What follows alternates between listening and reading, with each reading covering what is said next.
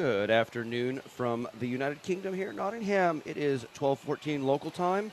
We will get started here with women's kayak surface quarterfinals in just about a minute. We are looking upstream now, seeing the judges get all set up, and we're going to bring to you the live kayak quarterfinals for women's K1.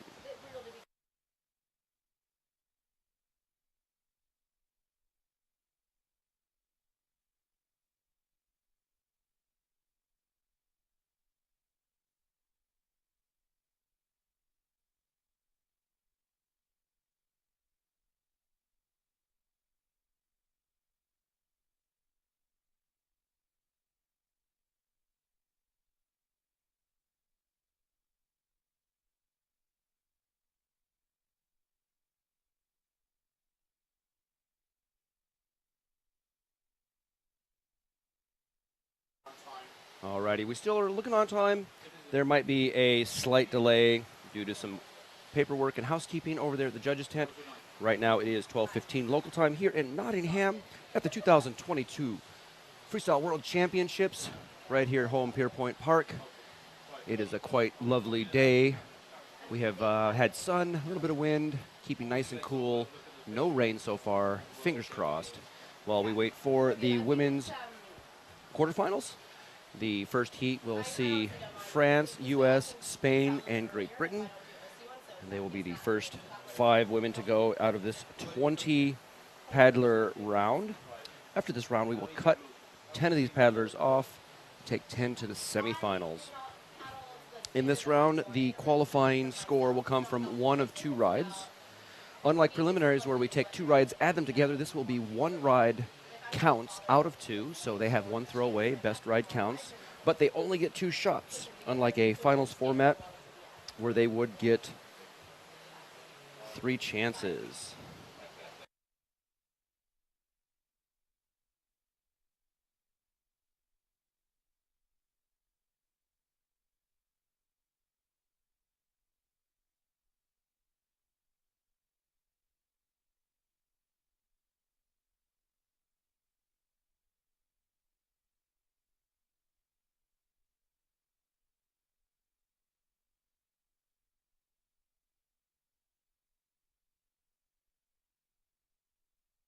All right, we just got word. We're actually going to see a junior men's run. We're going to do 1 rerun for the junior men's. They will drop into the feature here. So that first paddler you'll see on your screen is not an actual women's K1 paddler. It'll be the junior from the class we just finished. We'll bring you that rerun. We had a protest. They got some time sorted. They figured it out, and they're going to go ahead and rerun James Ward of Great Britain. So we should see James's run here shortly. The judges are getting seated for this rerun. And then right off into women's quarterfinals.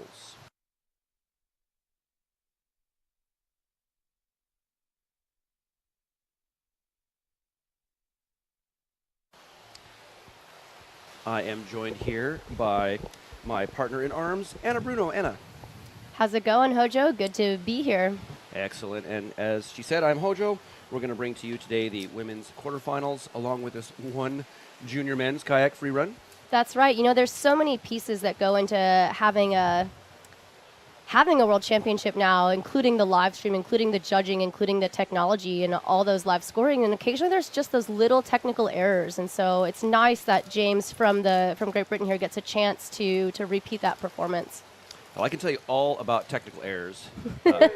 Having owned and operated and run a system with my fellow paddler, Matt Anger from the United States, from time to time, things happen. That's right. Yeah, you were one of the creators of the Wave Monkey system, like one of the scoring systems used in many world championships. Are they using your system at this one? They're not. They're using a system by a company called Cornersys or Cornersys. I'm not sure how it's pronounced. They brought this online for the 2019 World Championships, and it's been a nice system. It's what you see on your screen. They produce all of these results, the timer, and it's all fed into the live stream. So wonderful live scoring. Live scoring is a really fun thing to have. I've had live scoring for years, but it's a little bit of a curse. I can tell you, I have that laptop right there in front of me at all the competitions, and I know who's going to win or lose before everyone else. Oh, don't say that. Oh, You're going to be like the hitman soon. Everyone's going to be like looking at you and seeing what they can see out of your face. Well, and I have to be careful for that very reason, because I'll look at the screen, and I remember the first time this happened, it was, I believe it was Dane Jackson in the hole, And Eric Jackson was sort of adding the scores on the PA, and Christine was watching right next to me, and Eric's like, oh, he can win with this, he can win with this, and I go, I'm sort of shaking my head, no. She goes, you can add that? I go, no, and I show her on the screen, she's like, You know, and they all read lips too, so you better be really careful. absolutely. So But- I do have to sort of keep my emotion down, or otherwise I give away what's going to happen. What I will say has been really fun to watch. You know, this morning I stayed at home, had a cup of coffee, and was able to tune into the live stream from the comfort of my couch. And I loved seeing all of the comments and the support that the athletes are getting. So for those of you watching at home, please make sure that you make use of that comment feature. The athletes can actually go back and check those live feeds after the fact. So that's on that Planet Canoe YouTube site. And I think just looking through the support that you see there from all over the world just speaks to the audience that we have here, to the global kayaking community. And I don't know. I just thought it was amazing to see that in the virtual sphere as well as here in Nottingham. Absolutely, and they also have live scoring, so you can go online through the ICF website, look at live scores. It's on that Connor Sys website, and what's great is the second they hit submit, it comes out. As a matter of fact, yesterday in Squirt, the announcers couldn't see the live feed, but the audience could. Yeah, actually, the athletes couldn't see it either. The athletes couldn't see it, and so all of a sudden we'd hear this cheer go up, and we couldn't tell. We're surrounded by Great Britain. There was a lot of Americans. We couldn't tell who won, what happened. So we were actually at a little bit disadvantaged, and the audience got to see it before us, and it was an interesting little drama drawn there, but it was fun. We got it all sorted. But again, go online, find those live scores. Yeah, I had 2 tabs pulled up this morning. You can see it update in real time as the scores come in. So it's a wonderful way to do a competition here. We are just waiting for the junior men's K1 rerun. We have James Ward of the UK. He's going to come down here and do one of his 2 runs that they had a problem with. We're not sure what it was. Doesn't really matter at this point. What matters is he's getting a rerun, so they can add his score back in and finish up the results for junior men's. And then straight after that, we will roll right into Heat 1. Let's take a look here. Tell us a little bit about Heat 1.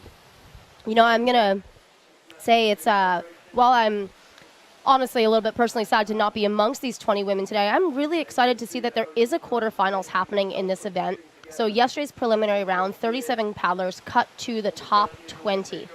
And then today, what we're going to see is we're going to see that reverse seeded. So the last 5 finishers, places 16 through 20, will be going up first. And that is Melody Bardolet from France, Marie Hellier from France, Jessie Stone of the USA, Maria Ceres Segarra from Spain, and Heidi Walsh of Great Britain. So we got our first of a local hero here in this heat. Heidi, no stranger to freestyle. She's done several world championships as a junior. Of course, Jessie Stone on the other end of that, one of our seniors who's been around and really supports this activity, this sport. Also an actual medical doctor.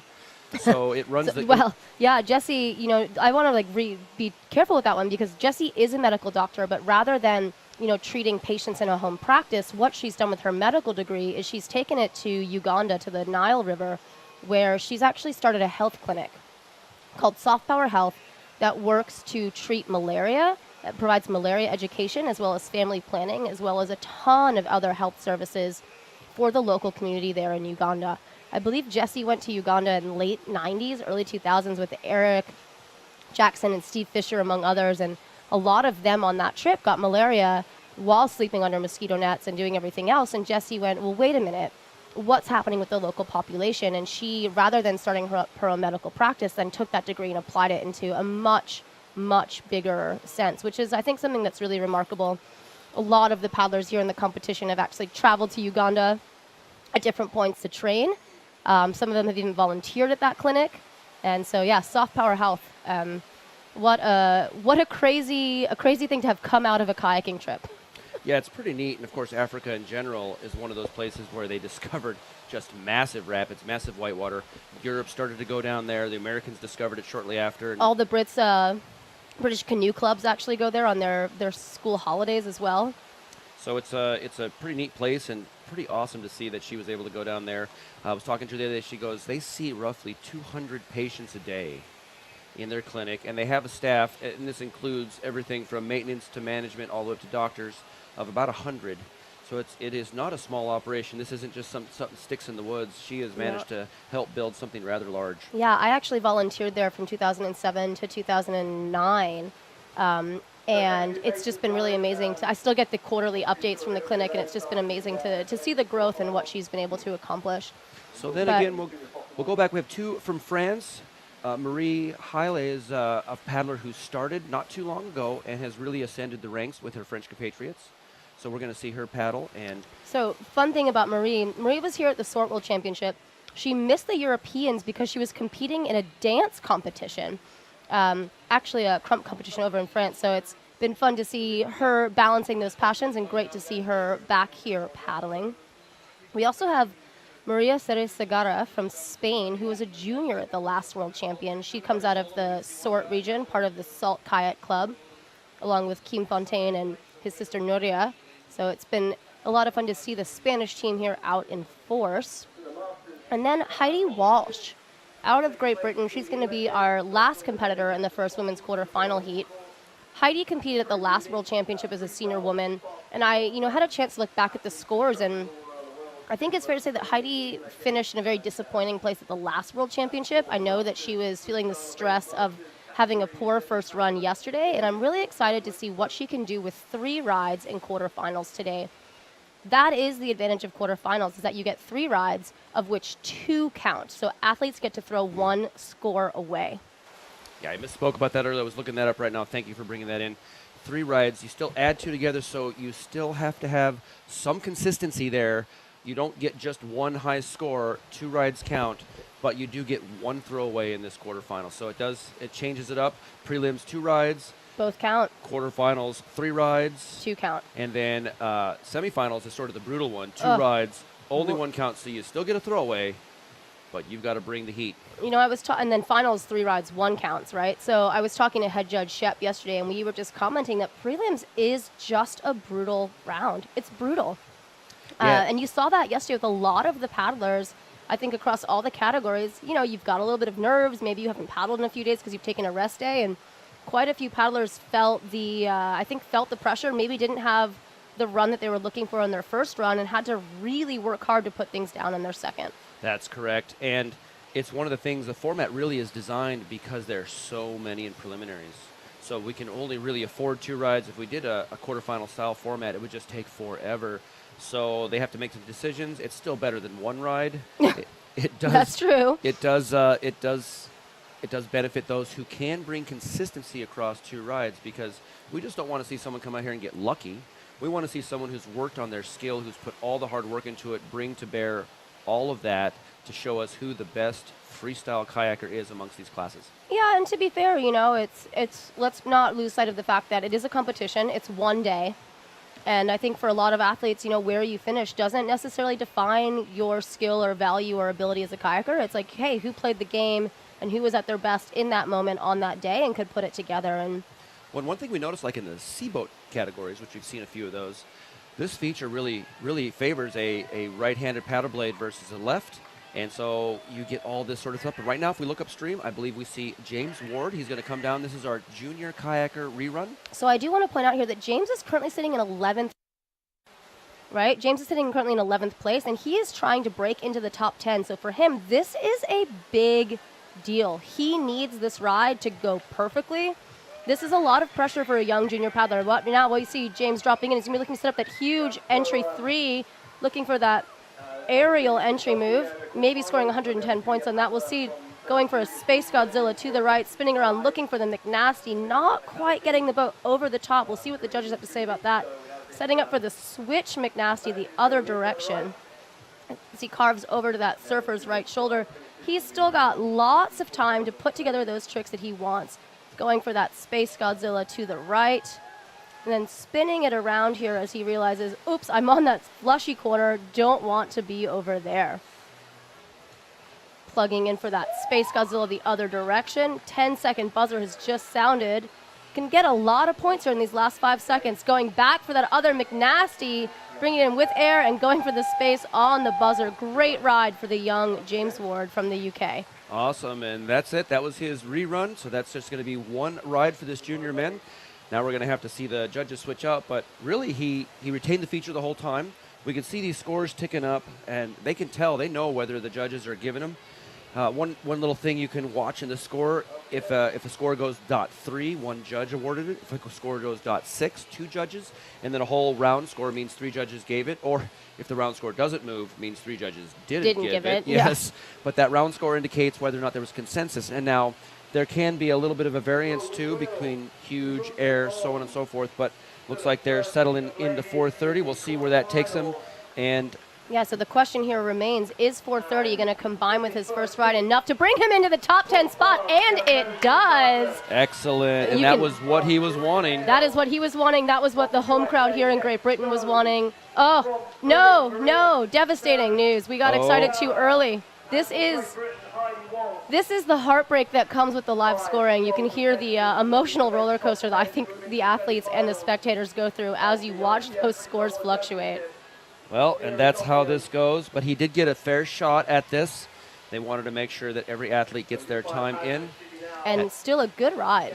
Absolutely. And now the judges, I believe, are going to move around a little bit. Not all judges score all events. And so for women's quarterfinals, we will have a different set of judges than they would have had for men's junior preliminaries. So we'll get it underway here shortly.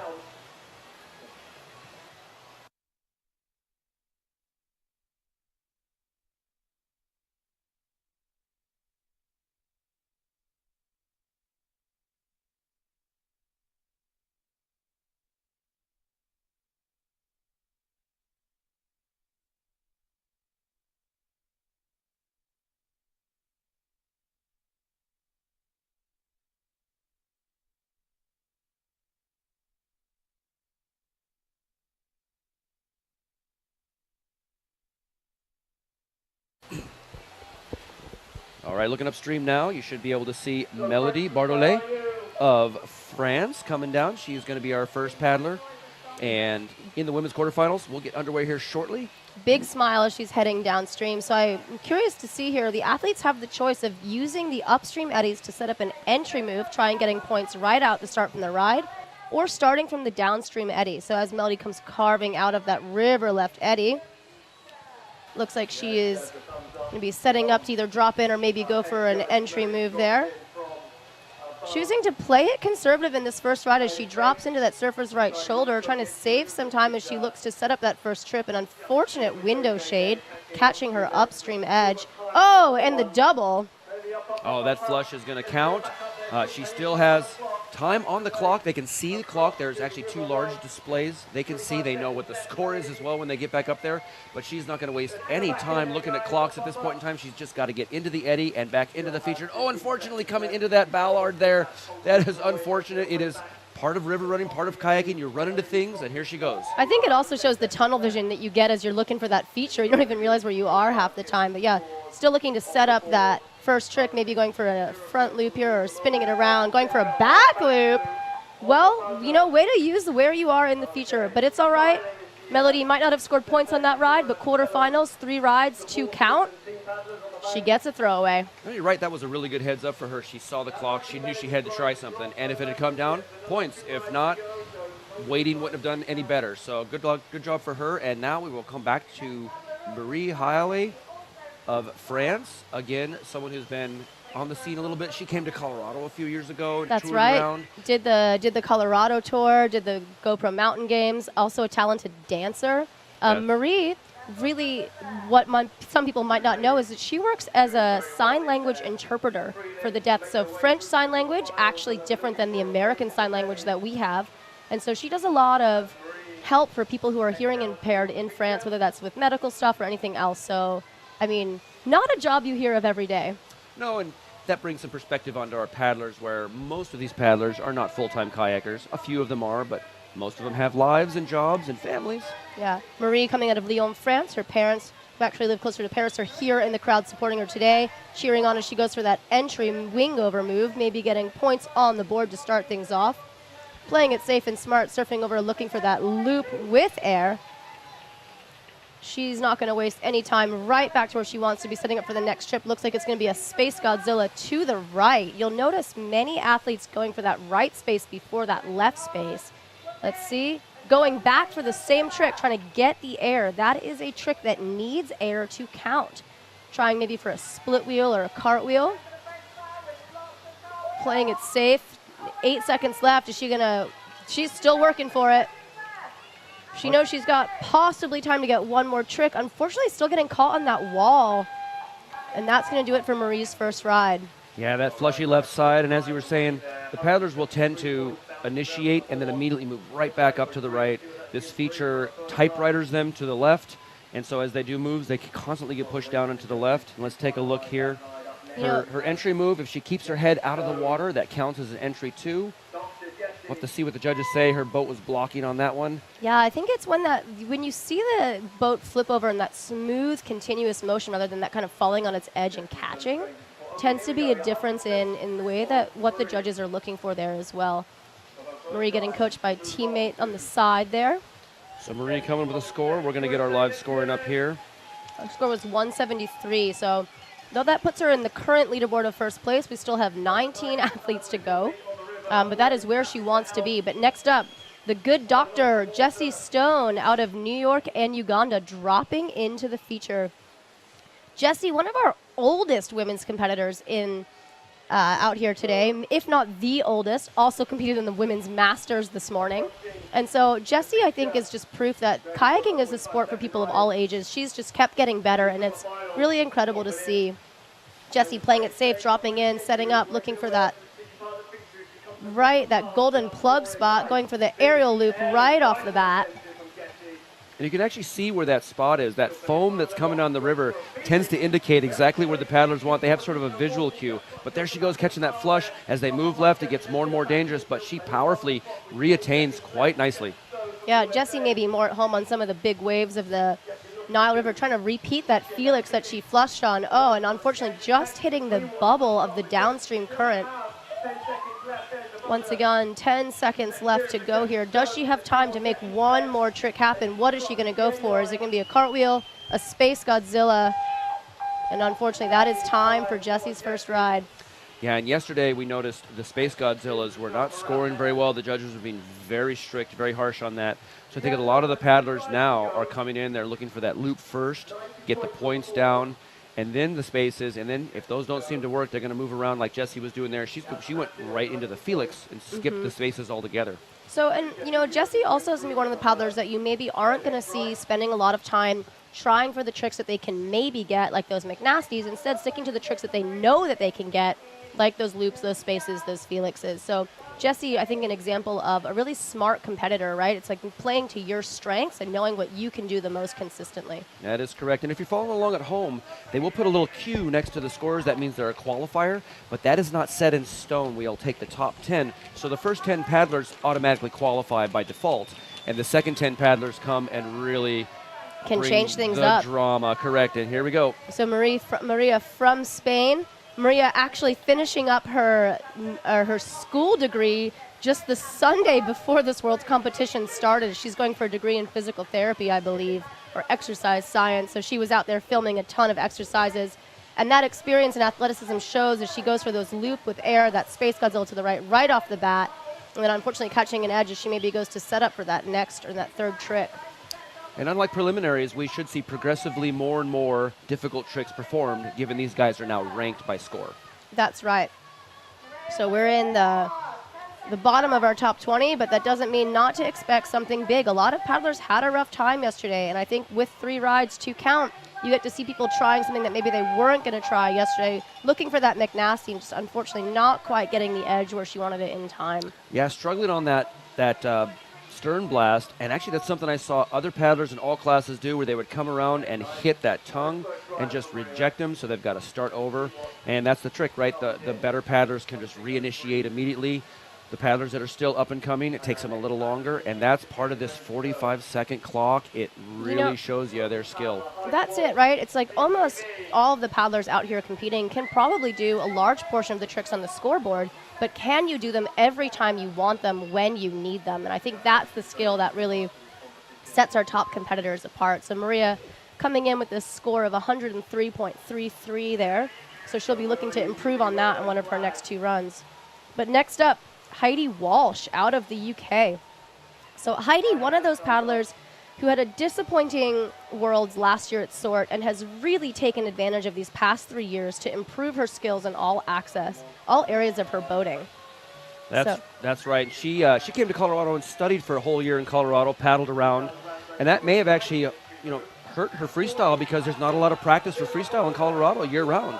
Maybe not year round, but not yeah. year round, no. Yeah. And so she had to take other sports. She's a supreme athlete in many areas. She's however. a triathlete for Great Britain. She's been unfortunately flushing on her entry move, and she goes to reclaim it, setting up for a Space Godzilla to the right, not quite getting the pop on that trick that she was hoping for. She maneuvers that beautiful carbon boat of hers around, fighting that boil there, going for the plug, getting the loop in. Let's go with those safe tricks, she says to herself.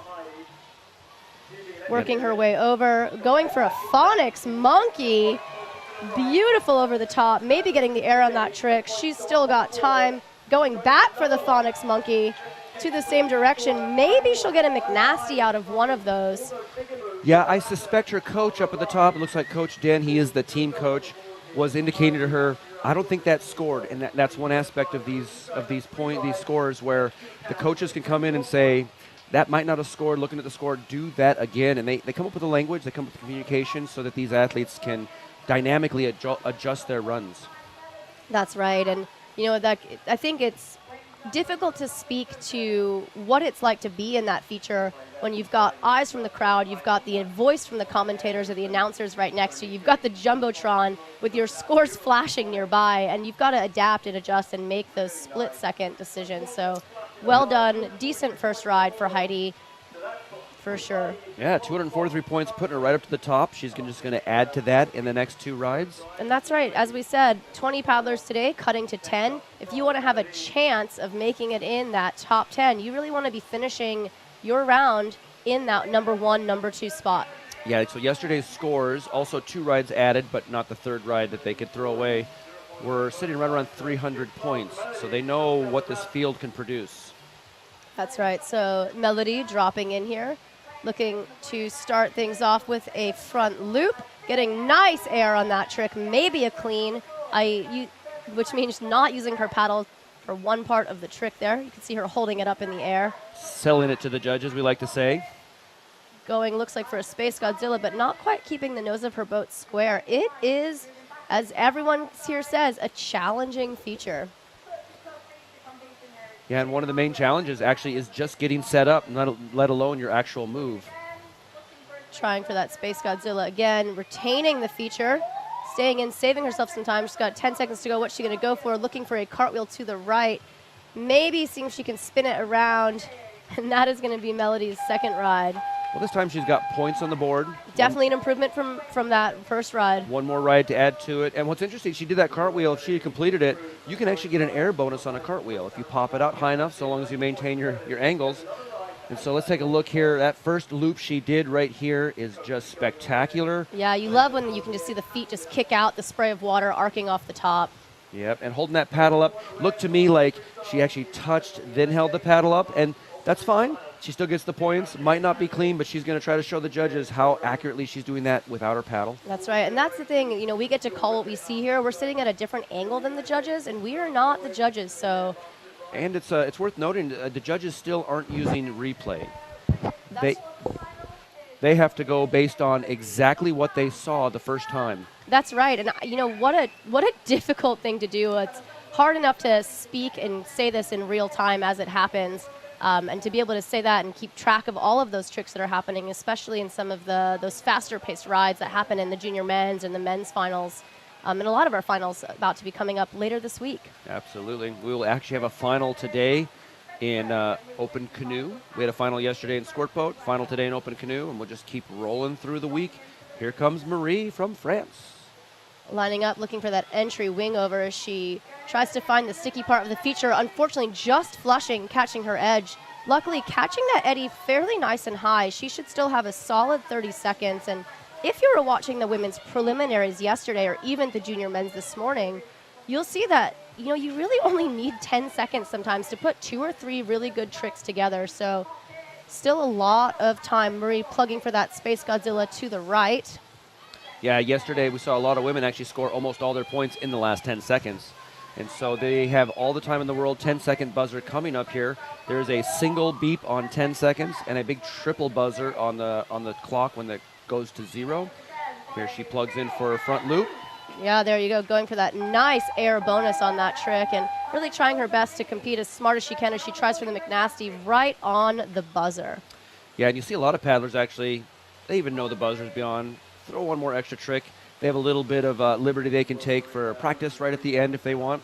So Marie's score, 103, going to give her a combined score of 173. It's going to put her in the first place position. But again, the other paddlers still have other runs to go. So right now she's got 2 runs in first place. Heidi's only got 1 run sitting in second, so Heidi is definitely going to add to that score. Yeah, we hope so. Yeah, you said 173 for Marie. I believe it says 276, but still everything else. Top of the leaderboard right now and still 1 ride to go. But next up, we've got the good doctor, Jessie Stone. Jessie showing her competitive experience. I believe she's a 6-time U.S. freestyle team member. Jessie, along with EJ, Brian Miller, and Clay Wright, actually were able to recreate a photo, I believe, from the 1990 or 1999 Worlds that they had competed in the other day. So Jessie, age, wisdom, experience, definitely a paddler to watch and a big crowd favorite out here. And a paddler that really enjoys the sport and really gets other people to enjoy it along with her. 100%. Jessie dropping in, going for that loop right off the bat, trying for the air bonus. Not sure if that trick scored, trying for the Space Godzilla to the left. That's a tough trick in this feature. Jessie kind of watching the scoreboard as she works her way up to that shoulder. She's going to go back for that front loop, trying to land it straight, keep the boat moving in one continuous motion. Jessie, a smart competitor here. She's got a lot of tricks. I'm going to try and make them work, see what she's got, going for those Space Godzillas or those rotated tricks, spinning it around to get points on the board, kind of link that up into a cartwheel to the right. 4 seconds left. What is she going to do? Going for the Felix on the buzzer, and I believe that should count and at least up that score a little bit for her there. Every point counts. Yep, and it does look like the judges, one judge did give her a Felix or possibly a spin at the end. I'm not sure. They're going to discuss that. To my eye and to my ear, it definitely hit before the buzzer. However, for the judges to figure out. Yeah, it's not an easy job being a judge at one of these events, and I do not envy them. So Jessie, as she waits in that eddy there, Coach Clay Wright, giving her the feedback on, hey, this is what I think happened. This is why maybe something didn't score. Here's what you need to do. Got one more ride. Brush it off. Yeah, and the coaches can stand in one of 2 spots. They can stand upstream where the paddlers can see them while they're paddling, and they can sort of stand downstream to the side where they can actually yell instructions if necessary, especially on a flush. As Maria comes down here, looks like she's going to be starting from the river left eddy. So this is a little bit of a different approach. But hopefully it'll help set her up to save some time and go right into that sweet spot for the plug as she lines up that front loop with air. Look at that. She was on the brace stroke, working towards the shoulder even before she landed her loop. Great awareness as she goes for the Space Godzilla to the right. And then she's getting points for that. She's already eclipsed her previous score. Yeah, I've seen her out in the water all week working on those bigger tricks like the McNasty. It looks like she's trying to go and set up for one of those now. Maria out of the Sort Kayak Club, working with Kim Fontenay and with Nuria. Just such a strong Spanish paddling community with skill, with that explosive style. It just shows a beautiful McNasty with air. This is a great ride as she goes for that split wheel and then trying for the split wheel the other direction and just catching that stern. Oh, she is happy. That was a great ride for Maria. Yeah, so she was looking up.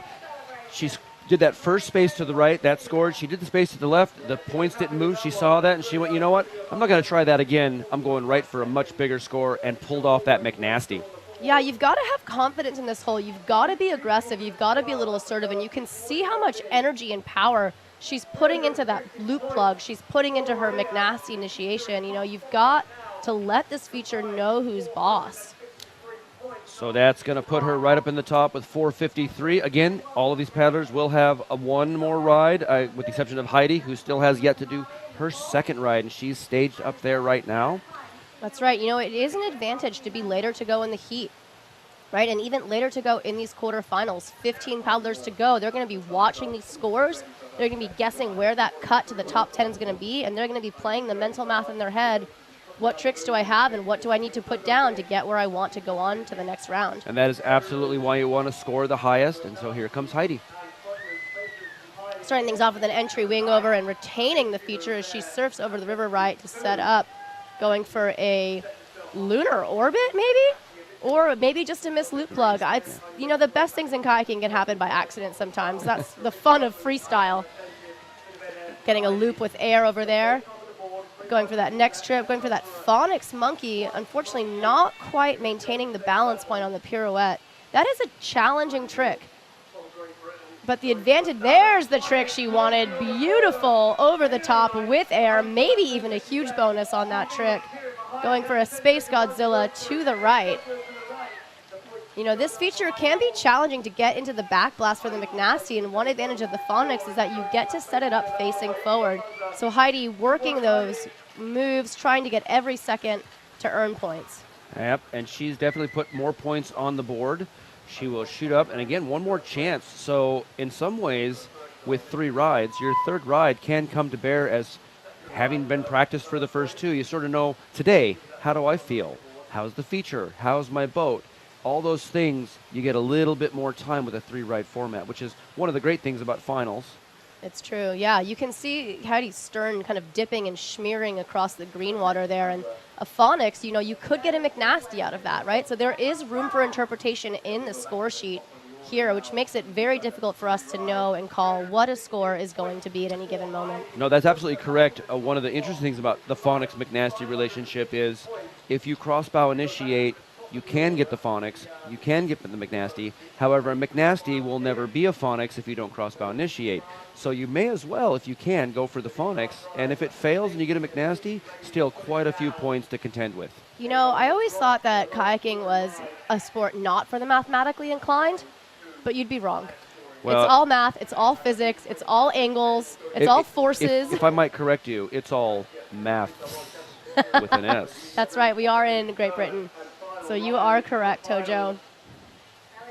Starting off our third ride in this quarterfinals for our first heat of the day is Melody from France. Currently sitting in the 20th position, really nowhere to go but up. Yeah, she's trying to get way over to that right, couldn't quite get there, straightened out and said, nope, I'm going to go get where I want to get, and that's the spot she wants to be. Plugging for that move, and still moves way too far over to the left, but pulls a beautiful loop out of it. Yeah, nice air bonus on that trick, keeping her control as she works her way over to the next shoulder. Going to spin it around to the right. 10 points for that spin, but as we said, every point counts here. Spinning it around once again as she goes to set up for her next trick. Getting a massive air pop on that, but unfortunately flushing off the feature as she catches that green water. All right, and that will be Melody's ride. She's not showing on her face. She's very happy with that, but she did put forth a really good effort. She did come in the lowest spot. So all she can do is show everyone else, I deserve to be here, and you know what? I'm going to try to make it on the next round. Top 20 in the world, is still an accomplishment. Getting to the World Championships and being here and competing, still an accomplishment. Absolutely. And there we go. Her score comes up. It looks like she's probably going to keep her first 2 rides 1 and 2, for her 453 combined. And next up,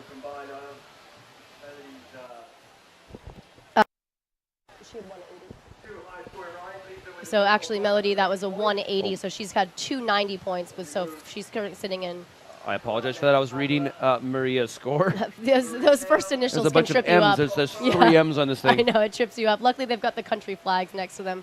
But right up, her Melody's teammate, Marie, from France, experienced competitor here, putting together a few solid rides and still looking to keep that consistency going or improve on them. She'll be starting things off here with that entry wing over move, lining it up, flipping it right over, and unfortunately flushing off the feature. That is the gamble. Points or a flush. But yeah, still 2 solid scores on the board and still a lot of time left on the clock. Surfing over to that surfer's right shoulder. Going to set up her first trick. I can hear her coach screaming at her on the sideline, cheering her on, French flag waving as she goes for that Space Godzilla to the right. Maybe not quite getting the air on that. Probably going for that loop with air. Trying to sell the clean on that. Paddles right up in the air on the finish. spinning it around as she goes for maybe a McNasty. Still staying in control, using that surfer's left shoulder to reset up as she goes back for that trick. She wants it, and unfortunately not quite pulling that move together. No, she did initiate before the buzzer, but unfortunately couldn't pull that loop off. So that's her third ride from France Marie. We hope to see her into the next round, but it's all up to what she scored and what everyone else scores. Let's take a look at her ride. I think she'll probably be sticking with her first 2 ride scores, but still some nice solid performance and rides from Marie out of Lyon, France.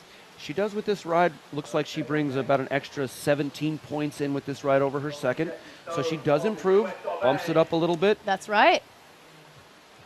Right, and now from the United States upstream, we have Jessie Stone.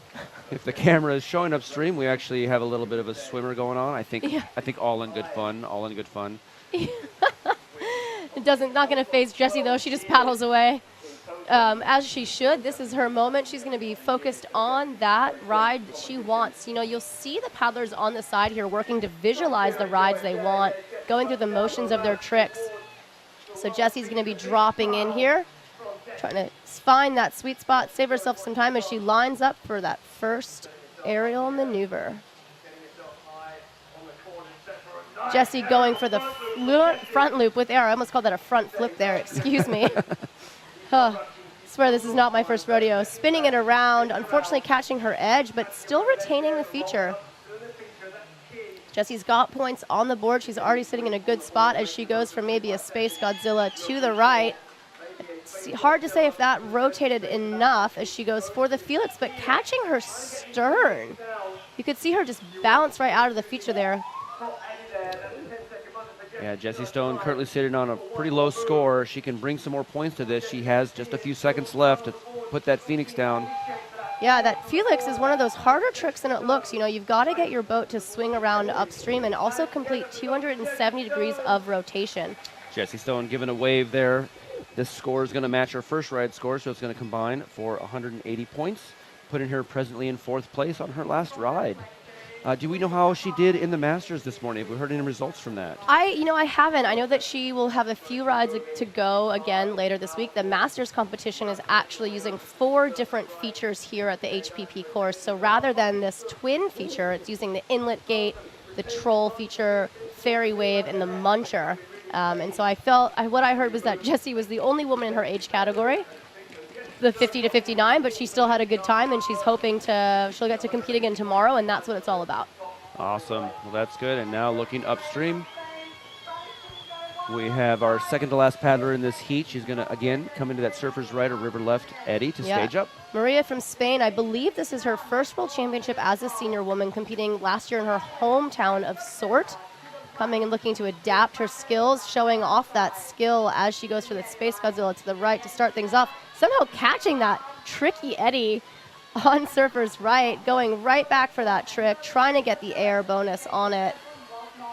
You can see just how strong she is as she fights her way over there and how much effort and energy this hole takes, going for that loop or a Space Godzilla. Again, points on the board. And you can see the difference in styles here where Maria is really fighting on that bubble to get as far right as possible and getting there much quicker than the previous paddler, Melody, who had a lot of trouble setting up like that. Yeah, going for the McNasty and then a huge space to the left right on the buzzer. I'm going to be watching to see if this score changes as she's in the eddy. She's holding her hand up. I don't know. Was that in time? Was that in? Did it count? Well, we should explain, too, that the reason she's fighting back up, she knows time's expired. But if she paddles back up and establishes that flush line, then that previous move can still count. It's not a flush at that point in time. So that's why she was fighting so hard right at the end. Yeah, so unfortunately it looked like that score did maybe not count. But still, beautiful effort from Maria. And her second ride was just, I think, something to be really proud of. And so we're going to be hoping to see her in that top 10. That is correct. So her first 2 rides combined for 453 for her spot. Her third ride, 90 points, does not factor in. And now the last paddler in this first of 4 heats, Heidi Walsh out of the UK, triathlete, talented swimmer, just does not stop moving this one and looking to set up her third and final ride here in the women's quarterfinals. Starting things off with an entry wing over, fighting to set up for that next trick. Heidi, just a talented athlete. Oh, that was huge air on that loop. Someone who's worked really hard in the last 3 years and just seen a lot of improvement in her skill, not just in freestyle, but in all of her boating. Spending time in Chile this past winter, getting on some of the harder rivers in the world there, starting for looking for that phonics monkey to the right, getting that air bonus. She didn't like it. She was like, let's do it again. Still got time on the clock, 4 seconds to go. What is she going to do? Maybe a big loop or a big space. That was huge. And actually it looked like maybe she was going to link that into the loop at the end. Unfortunately, it wouldn't have counted. After the buzzer, you cannot have a linked move, but certainly on the buzzer, that did count. It looks like the judges did give her that score for that ginormous space at the end. That goes to show you what it does. If you work all the way to the buzzer, you can get more points. You can also see Heidi as she comes up on the back of that trick, fighting to keep her bow straight. These tricks need to finish within 20 degrees of upstream. That was beautiful. I think the judges did give her that trick and possibly the huge bonus on it. You have to land a trick in control, right? The trick has to finish flat or on edge.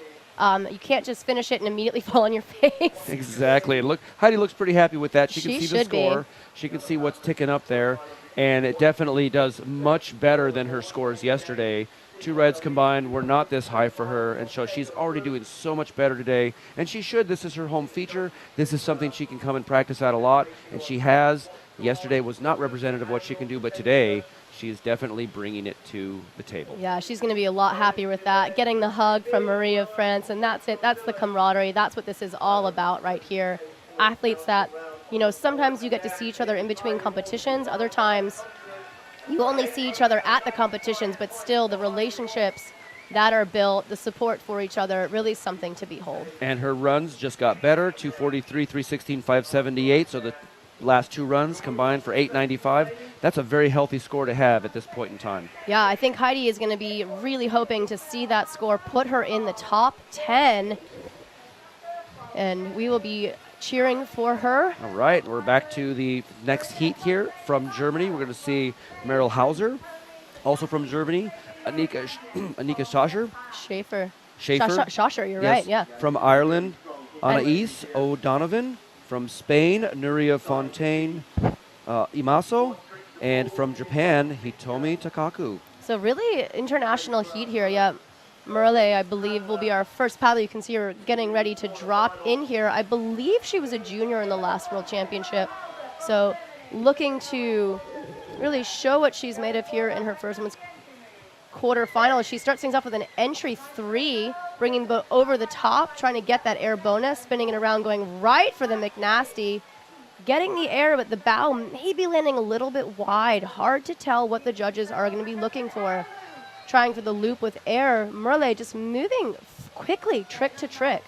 Yeah, she's got a much better command of this feature than some of our previous paddlers, where she is able to set up much faster and get into her moves much more cleanly. Looking for that Space Godzilla, then trying for the switch McNasty. Not quite getting the pop that she wanted. 10 seconds to go. She's going to go back for that trick. There it is. That looks a little bit more like what she was wanting. Trying once again for the Space Godzilla. Starting to rush there just a tiny bit and maybe losing that composure and the precision needed to have that trick go the way she wanted. Yep, time was ticking down and she knew it, so she went back to plug it in. Didn't quite get it, but she did get a rather decent score there for her first ride. It puts her 360 points. So, yeah, that puts her right in that top 5 there, even on that one ride. So, really nice, strong first ride for Merle. And now they know what the top score is, 895, as she, beautiful loop there, which means that they have to have 2 combined scores of just about 450 points just to get to that top score now. And again, the benefit of going later in the round, you know what you've got to beat. That's right. So next up, waiting for her turn, Annika Schascher out of Germany, Merle's teammate. I believe we saw Annika also competing in the women's C1 earlier this week, and she, I believe, will be competing in the women's C1 final later this week. But for now, it is her time to shine in the kayak. It looks like she'll be choosing to come down from the river right eddy. Yeah, she's going to come into this river right. They can start upstream or they can start downstream. Either side for either of their starts. Just depends on what they want to do and how they feel like they can score the most points. And Anika has opted to come from downstream. She's already got the thumbs up, and so now she's just going to get her run underway. Yeah, so it does take time to work your way over to that surfer right shoulder, but then you do get the speed to set up for those McNasties, right? It can be a little bit harder to start that trick from a dead stop. Going for the loop with air, Anika choosing to do a lot of her tricks a little bit closer to that surfer's left shoulder. Trying to set things up for the Space Godzilla to the right. I'll bet you she's going to try and go back and do that trick once more. Yeah, there it is. She knew she wanted more air on that. Did not like the way that that felt. It's so easy when you're watching this to just think about how easy these paddlers make these tricks look, but my gosh, they are challenging. Oh, man, and one of the more challenging ones right there, the phonics monkey. And, of course, we know it's challenging because it is one of the higher point moves. It's a pretty easy system. The more points, the harder it is. You know, it's not always perfect, though. I do think that there's some tricks on there. For example, the cartwheel, which when there was older kayaks and the freestyle was a little bit different, you know, a cartwheel was a base move. And a lot of the older paddlers or people that have been kayaking for a long time can do them no problem. But as these shorter boats with more volume in the bow and the stern have been designed to allow for tricks like McNasties, allow for that pop on the front loop, as the tricks themselves have become more aerial, the boat designs have changed. And I think that the cartwheel is actually has remained an elusive trick and a challenging trick for a lot of paddlers to learn properly. That's interesting. And, of course, on this feature, we have found that the Space Godzillas are actually more difficult than some of these other moves where we're seeing people do McNasties. They're doing them a little bit better than they may have normally do their Space Godzillas in, say, inlet feature where they can just pull a Space Godzilla off one after the other. Absolutely. Yeah, each feature has its own nuances, and the tricks are maybe even some of the easier tricks can become more challenging. Next up, Anais O'Donovan out of Ireland. And you can tell we have some hometown folks here. Ireland's not too far away. It is quite noisy out there. So Anais going to set things up with the entry 3. So Anais works in a gymnastics center, coaching gymnastics, and you can see that air awareness in the gymnastic background in her explosive style. She brings a lot of air, a lot of power to her tricks. Going for that phonics monkey, maybe not quite getting it. But, you know, Anais has only been paddling for a few years here, which is just really hard to believe as she goes to set things up for that big air McNasty. I believe she was in the top 10 at this year's European Championships. Going to set things up with a switch McNasty the other way, getting some nice air on that trick. Well, Ireland does have one of the best festivals in the Galway Fest here. That's right. And it's probably not difficult to get these paddlers hooked on kayaking with a fest such as that. Yeah, and you really have to give a shout out to David McClure and Aoife Hanrahan and Aoife's partner Barry, who have worked with that Southeastern freestyle group and team to really build and develop freestyle amongst the youth and I think everybody in Ireland right now. Aoife and Barry also putting on the Galway Festival. So yeah, and Ireland here in force, beautiful front loop with air. She brought a lot of points with that, maybe even a huge modifier, an extra 30, 40 points in these modifiers. Trying for that phonics monkey, showing off the porpoises on the bottom of her boat. I love to see the personality in these carbon boat designs. Well, I tell you what, it doesn't really help them at all, but the style we bring is a little personal flair. And of course, the designer of that boat actually came today. He's wandering around here. That's right, Guillaume. He was lamenting that he was still not old enough to compete in the Masters. Is he not? He is not. Oh man, some people can achieve so many things before the age of 40. It just seems unfair.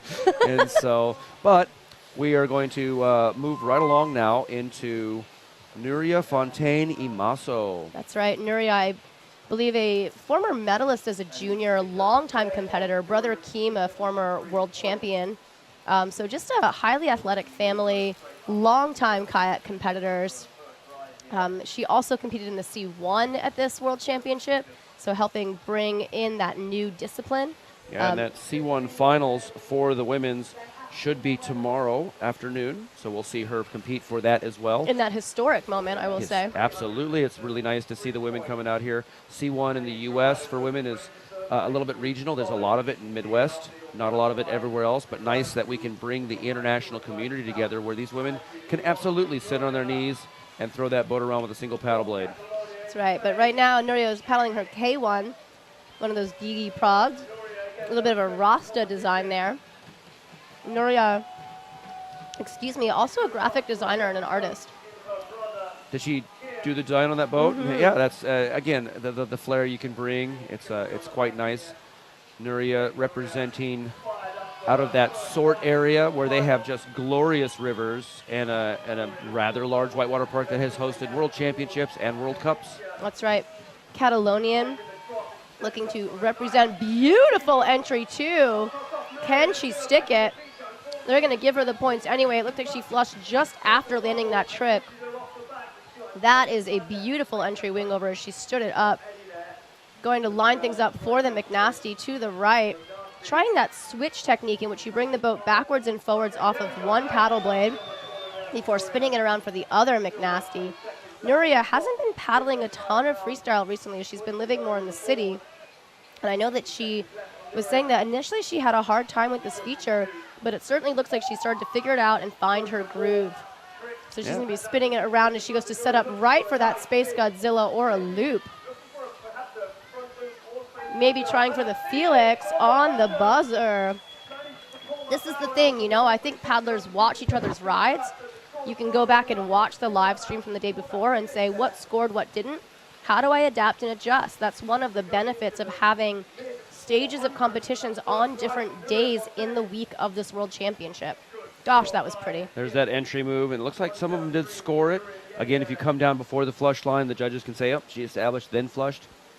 Here is nice switch McNasty, and again, for those McNasties, depending on the rotation, they're definitely doing the back blast version versus just a full spin. And we saw one of each there in that ride, so you can really see the differences. And one of the things you want to watch when you're watching these athletes is watch where they're looking. One of the main techniques that we teach the young kids, something that I am terrible at, is spot everything. So as they spin around, they're going to whip their head around and look back upstream or look downstream.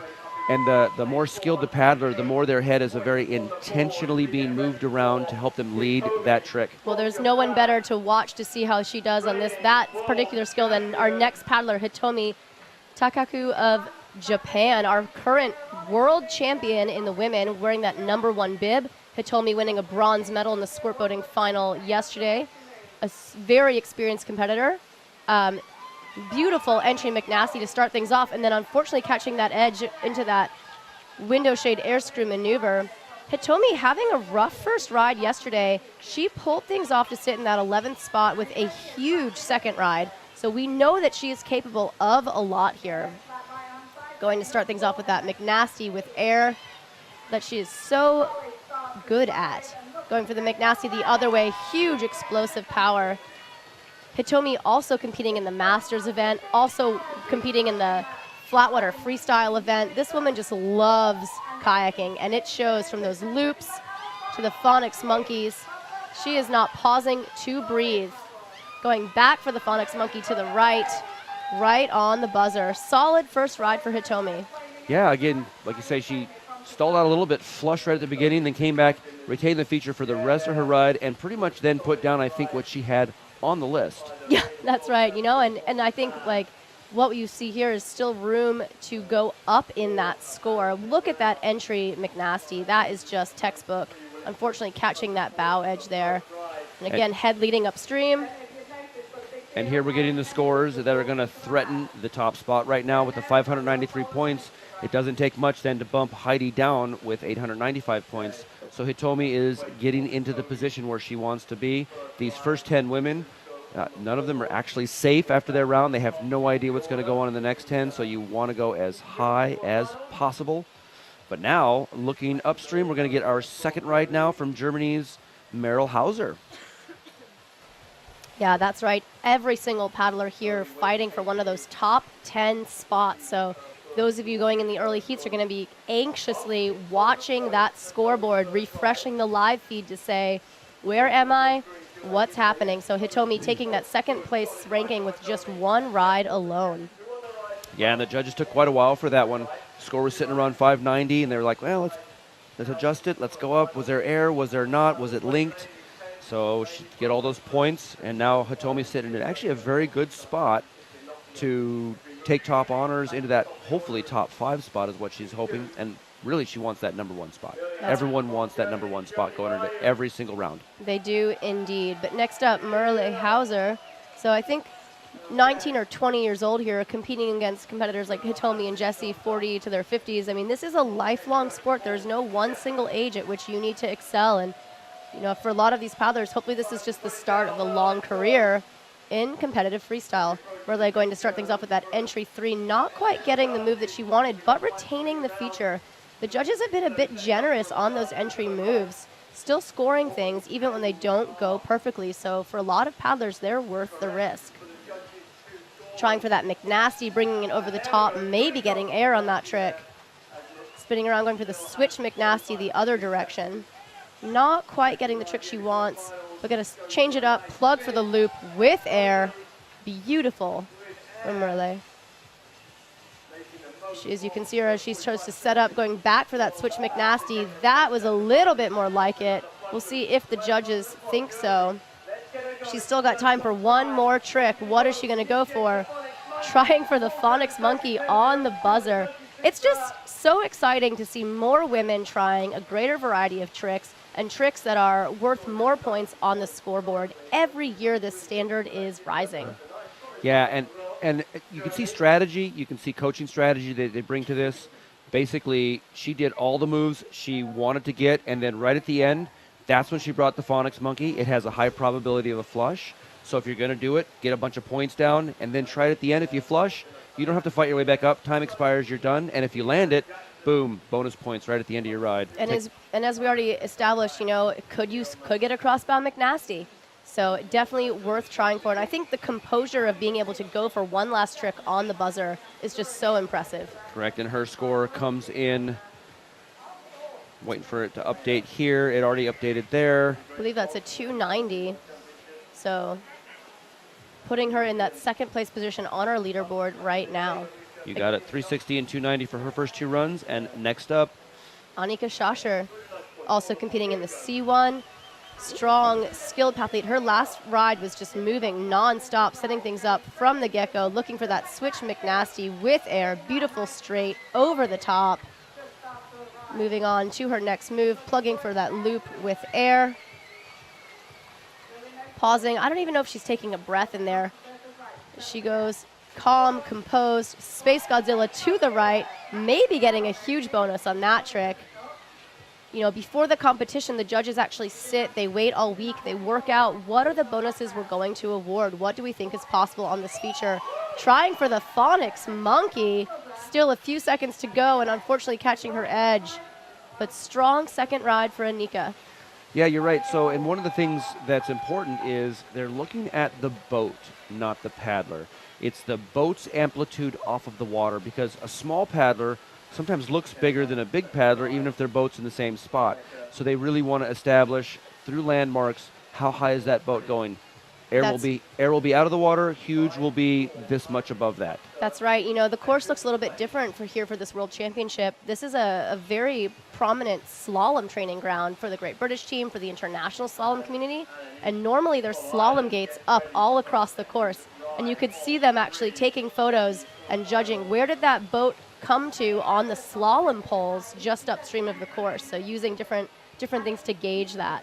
Yep. Fairly ingenious. And our judges always sit as close to 45 degrees to the feature as they can, and this feature has a wonderful spot for judging to set up. So they really are in an ideal place. That's right, but next up, we've got Anais O'Donovan out of Ireland coming with that explosive, powerful style as she goes for the entry McNasty, immediately looking to move over and set up for her next trick. Going for a big front loop, clean, I believe, on that one. No paddles used in landing that trick. So that is a lot of bonuses. The score is reflecting some of these clean bonuses coming through as she just pulls a beautiful McNasty right there. Going for that McNasty to the right. Anais just getting so much air on her trick. She really stands up her body and jumps upstream. Nice catch for that Eddie. She did not waste any time really getting back in. Fortunate for this last 10 seconds. You know, Anais, I think, is one of those paddlers that we've just seen so much progression from in a relatively short period of time. I think one of the benefits of some of the COVID or of some of the lockdowns was maybe a return to freestyle or a rediscovery of freestyle or just the outdoors and outdoor sports in general for a lot of people. Yeah, it was definitely a time where people really maybe appreciated the outdoors more than they thought. We took it for granted. And some of these paddlers now are like, oh, do anything I can do to get back onto the water and re-celebrate this sport. Take a look at this. Yeah, and he's waiting for these scores to come in as we get that replay of that McNasty. I believe that she didn't quite get. We saw better ones from her for sure. Pretty sure they didn't score that one, but they did score the next. I was watching the score. This is the one where she brings this boat down much more centered, 20 degrees. It comes down, looks like it goes to the left, and I believe they said, nope, she came down. It then went to the left. Give her the points. You can see the paddlers fighting to sell those tricks to the judges. I believe that was a 456 for Anais, which puts her combined first two ride scores at 830 in that second place position. Yep, and she is doing really well now, 830 points, just below Heidi Walsh. We still have Hitomi and Nuria yet to lay down their second rides, so their scores really don't factor yet, even though Hitomi is on the board. It's a foregone. She's got nowhere to go but up. It's a foregone conclusion that someone that skilled is gonna get a better score or gonna get a score to add to that. And here we come. Nuria right now into from the feature. Spain, lining it up with another beautiful entry wing over and still hitting that flush line just a little bit, losing a tiny bit of time there. That's all right. She knows what she can do. Surfing over to the surfer's right, looking to set up for that switch. McNasty bringing the boat over the top.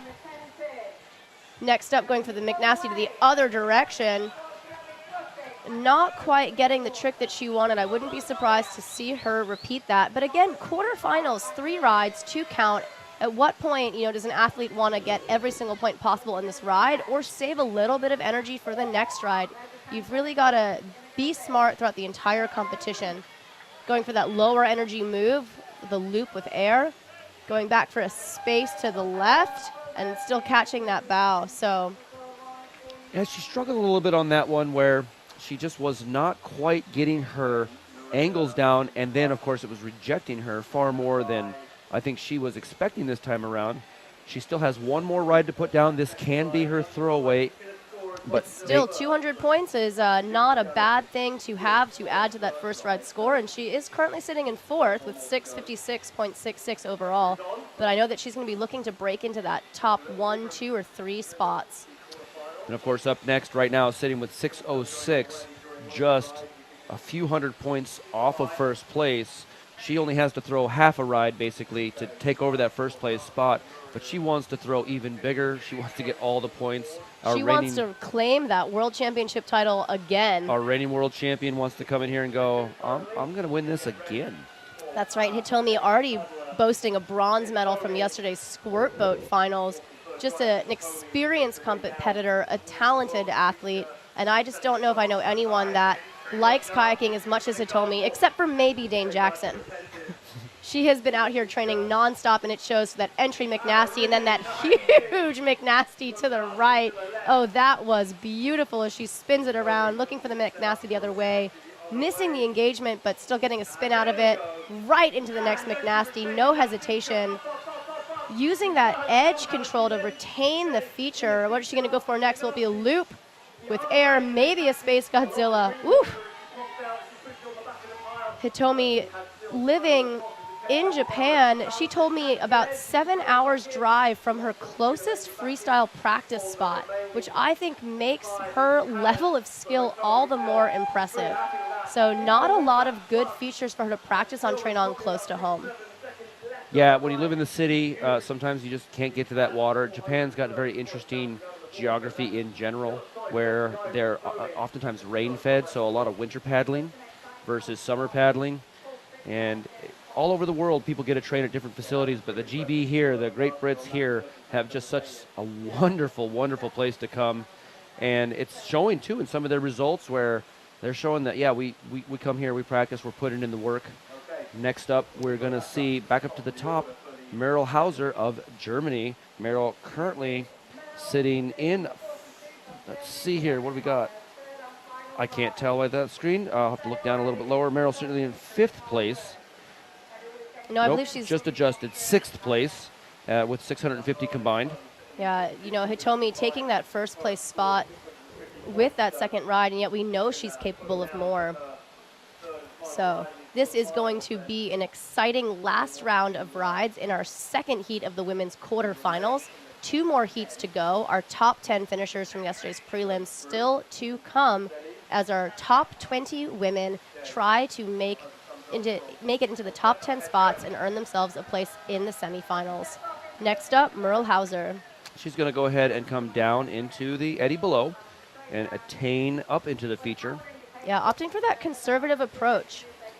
And one thing it does is it automatically gets them pointed right to go into that right side where they can set up and move back to the left. Some of them have actually opted for the surfer's right eddy. That's a little bit harder. You get in and you immediately are on point.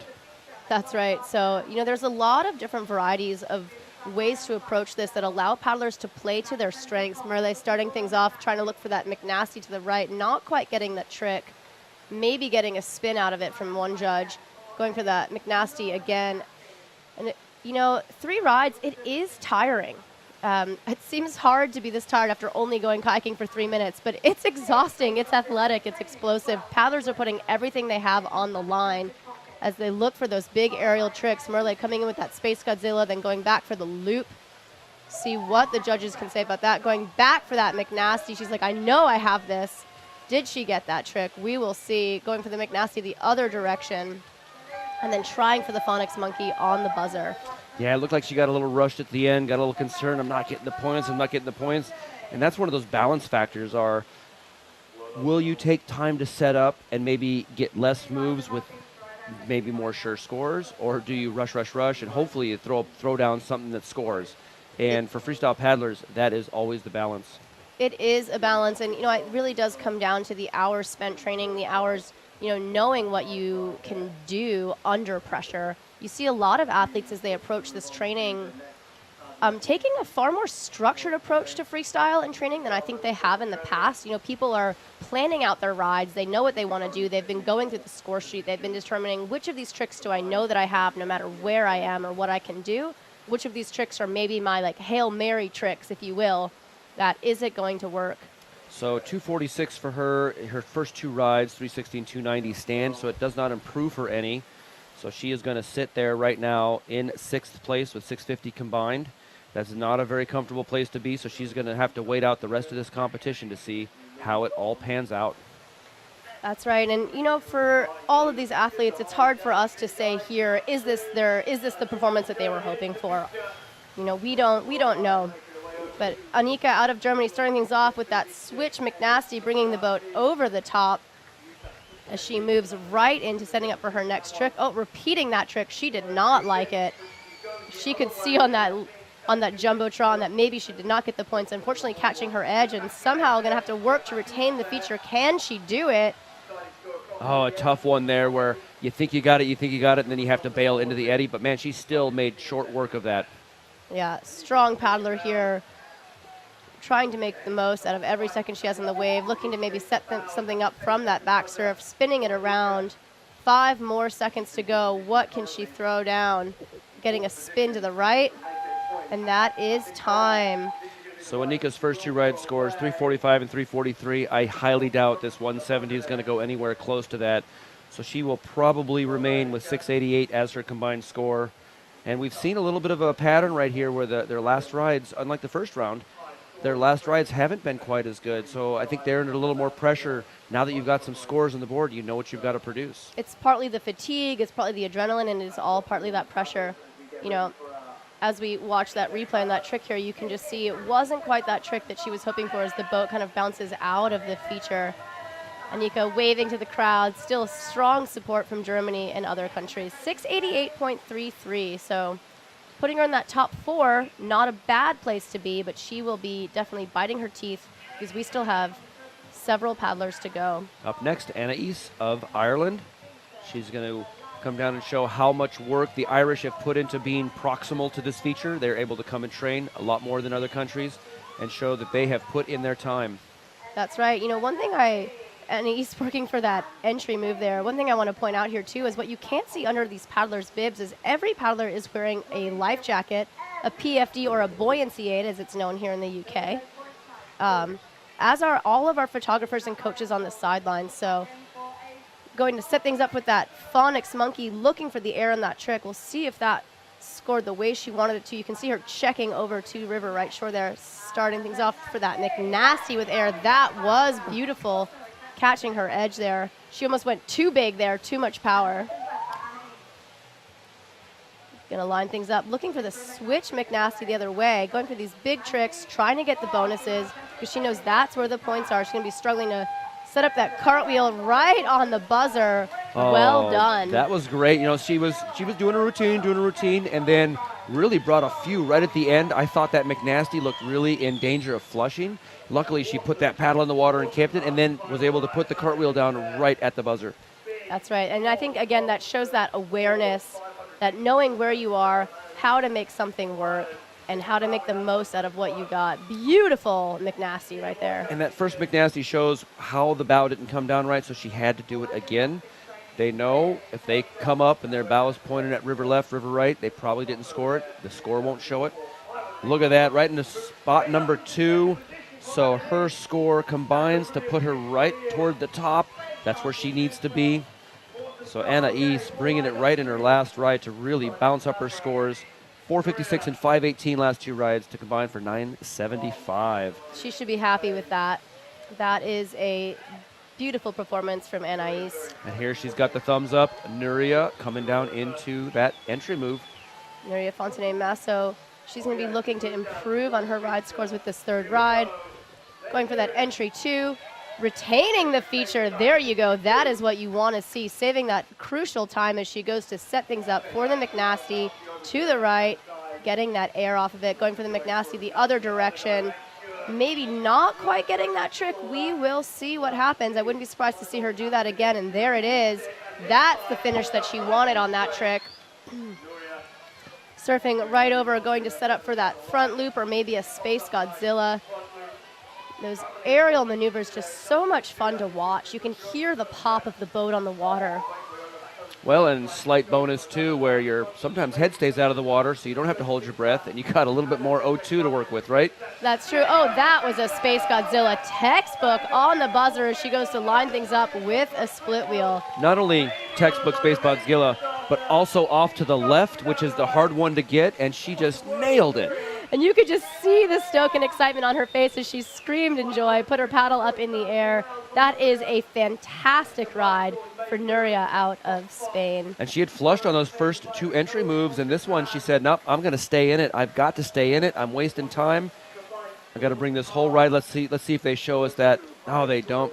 They didn't cue that up for the replay. That space at the end. A wave and a kiss to the crowd. Oh, she is grinning. You can see the shock and the excitement on her face there. That is a score she can be proud of, 531.67 points. Yeah, her second ride, 223, was just not good. It was flat. She knows she can do better. Combining that with 433 puts her right into the 2nd place spot now with 975 combined. 3rd place, I believe she's sitting in.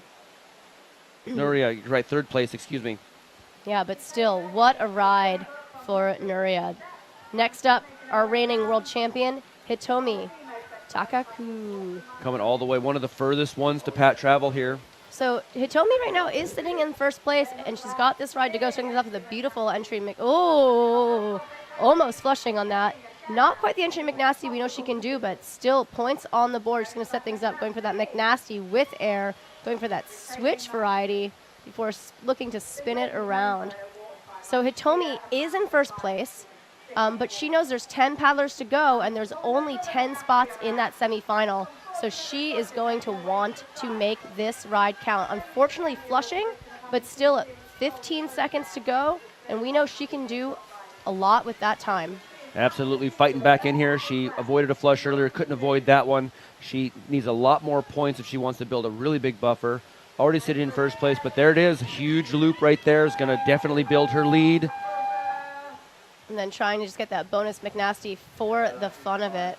Hitomi is struggling with some of the, what she called the harsh conditions here in Nottingham. You know, we've had lots of days of sun, some wind. You know, the competitors are here for a lot of the week leading up to the World Championships, training at the course all day, and it can be exhausting. Yeah, sun and then rain and then a lot of wind. A lot of wind, and you can see her wearing those neoprene gloves to protect her skin from the sun and the wind. Not so much because the water is that cold, but look at that beautiful textbook loop. I think maybe even trying for the clean bonus. Not sure if the judges gave that. I think the only thing they can really claim is they drive on the left here, and so do Japanese, so there's no problem there. The rest of Europe's like, we got to go to England, drive on the left. But that wraps up our second heat. Now we're into our third heat here shortly. We will go at 1:45 local time. It is currently 1:33, so we have about little over 10 minutes to go. Judges are going to take a break. These judges sit there the whole time as the same set of judges, just like us, announcing at the same time. However, if I really need to get up and do something, I can just put the headset down and go. Those judges, they can't. So we do have to work in a few potty breaks for them, get some water, get them relaxed. One of the things I noticed sitting on the platform when I was doing scoring was my eyes started to fatigue. Absolutely. I mean, it's so much concentration, right? You're looking just intently at that. You don't want to blink. You don't want to miss a second or two, honestly. Maybe the judges like when paddlers flush because they can close their eyes for a second. Yeah, when a paddler flushes from the feature, there's sort of a collective, okay, we can take a break, which is the exact opposite for the paddlers right now. They go into flurry mode. Oh, my God, I flushed. I got to get back up there. So it's a time warp. 45 seconds has never felt so different than when you're competing in the World Championship. Well, and someone like you who routinely gets 1 minute in the U.S., where we're like, we get 1 minute for all of our local competitions and stuff like that. You come to the world stage, just chop 15 seconds right off. Yeah, and it does depend on the feature, right? This is what's considered an attainable feature, as we've seen. When paddlers flush, you do have that 45 seconds because you can paddle back up. If a feature is considered non-attainable, or that you cannot retain the feature or make your way back up to the feature after flushing, even in ICF scoring, you still get a minute. So that does vary score system to score system as well as feature to feature. That is correct. And it'll be interesting to see. I haven't seen what they're projecting for the World Cup, whether or not that wave is attainable or not. So we'll have to wait to see that. But the next World Cup will be on a wave feature. And wave features are generally considered the non-attainable ones just because the way the flow and power works. If you flush, you're so far downstream, you really can't make it back up. So they give you extra time. You can take time between moves, so you make sure you stay on the feature. That's right. You want to find those sweet spots. Yeah, Columbus World Championship is going to be a very different venue over in the Southeast United States.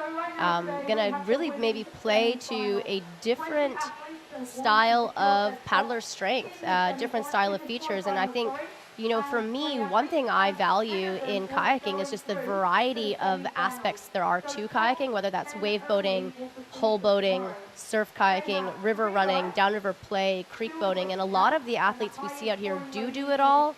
They can do it all. And it's nice when the World Championships help develop a more well-rounded set of skills. That's correct, and we are seeing also the young guns that came to this. So we're now addressing the cadet class, what we call in the U.S. the cadet class. Only juniors are allowed to compete here, so they have to be a certain age, and it's the year they turn 15. That's right. So you have to turn 15 in the year the World Championship is held. So 14 and under, there is no competition venue in the ICF level for them. So we brought the festival brought the young guns. That's right. So there was a young guns competition earlier this week. There's a masters competition going on right now today. There's a biggest loop competitioning happening. There's been a flatwater freestyle competition. The goal of this event was to get people out enjoying it on the water and giving as many people as possible the opportunity to be part of this World Championship here in Nottingham. And I think a lot of this really is due in part to this feature. So this British Canoeing has just an amazing, amazing facility here. We are going to go ahead and take a few minutes break. We're going to come back here in just about 8 minutes for the continuing of women's kayak quarterfinals. Yeah.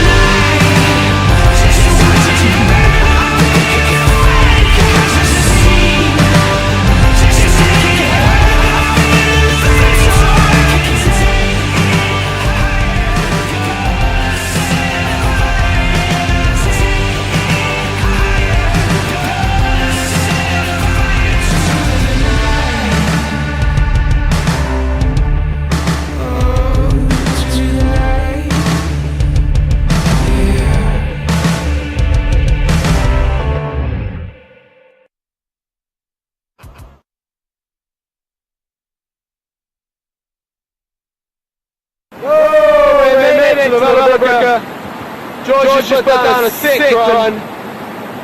My turn.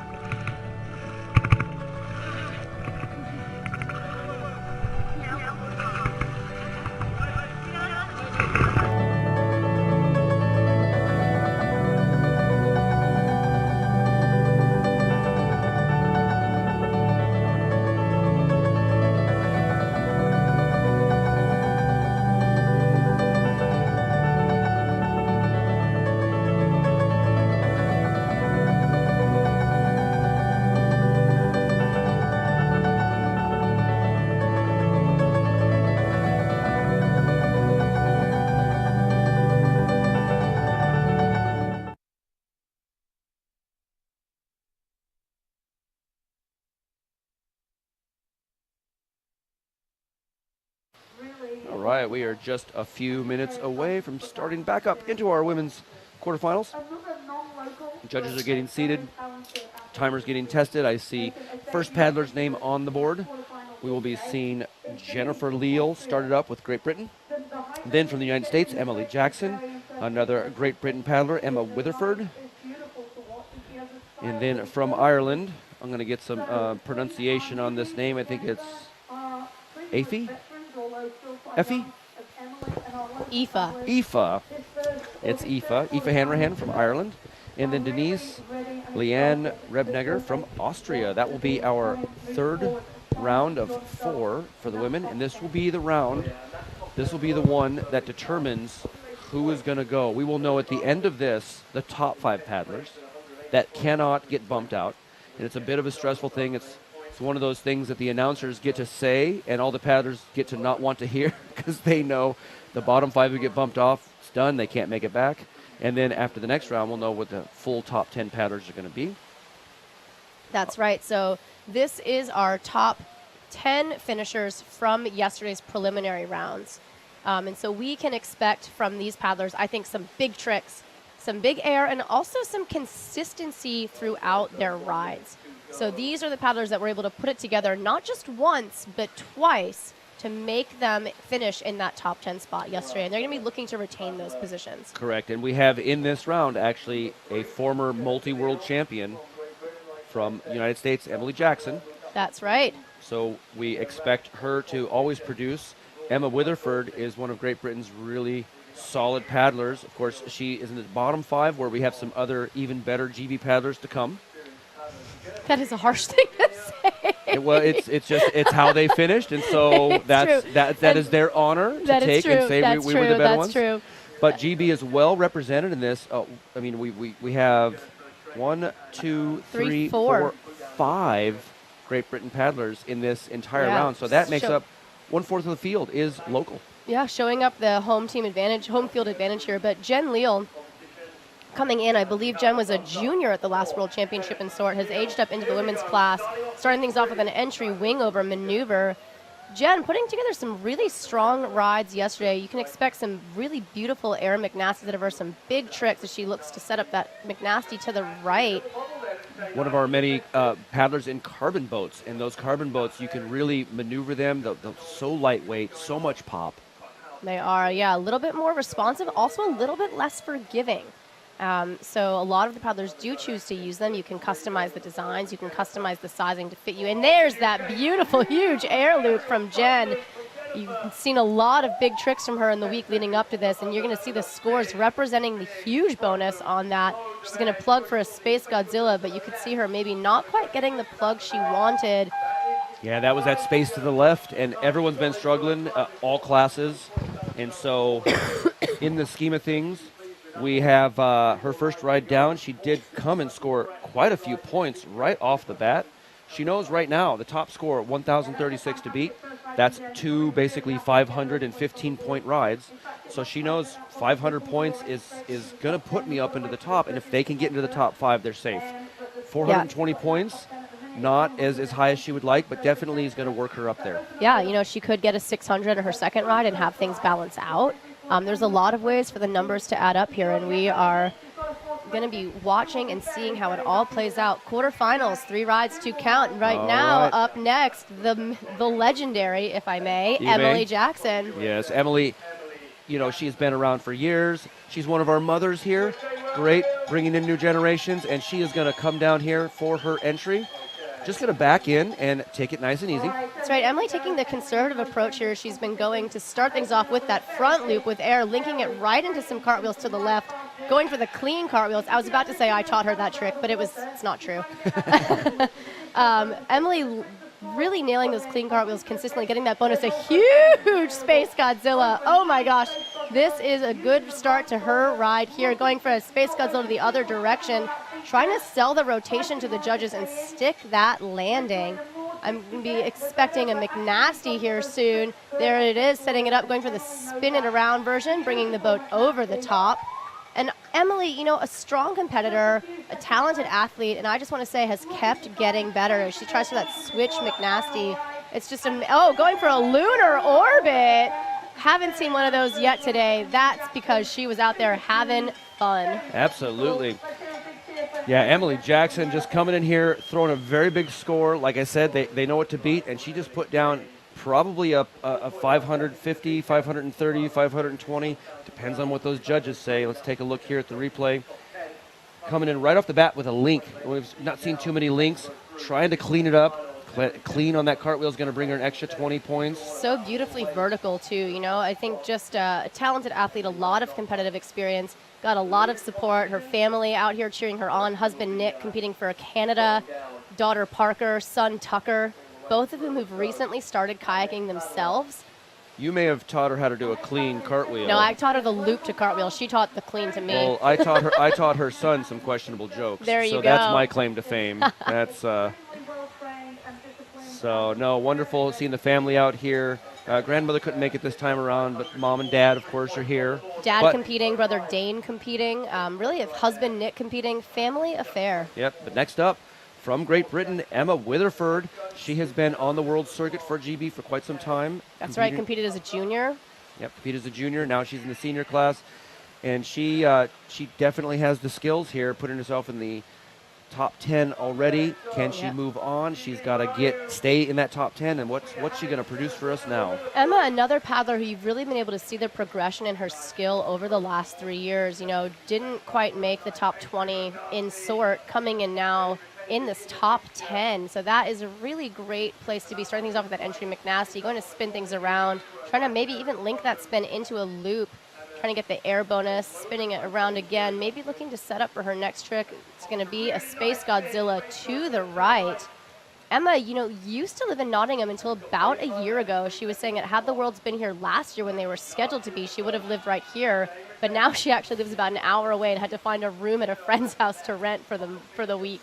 So yeah, and we have a field full of tents for some of these people. They can camp. Oh, Beautiful beautiful. switch McNasty. Both McNasties from Emma, both with air, I believe. This is a great ride, showing off that skill and the time spent training.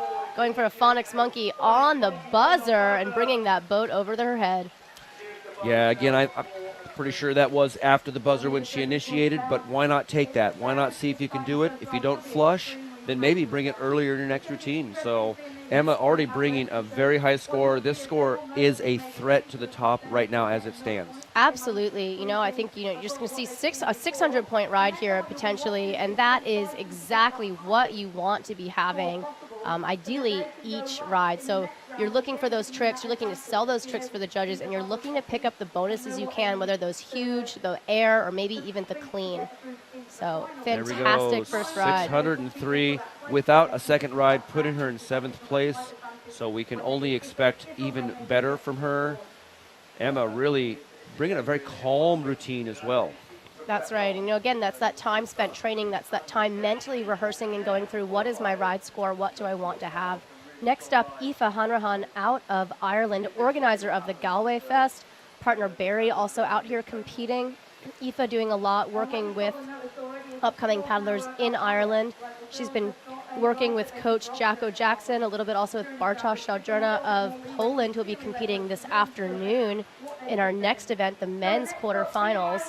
Aoife finishing just outside of the top 10, I believe in that 12th or 13th position in sort, has taken the last 3 years while studying at pharmacy school to really make freestyle her priority. She's been hitting the gym hard.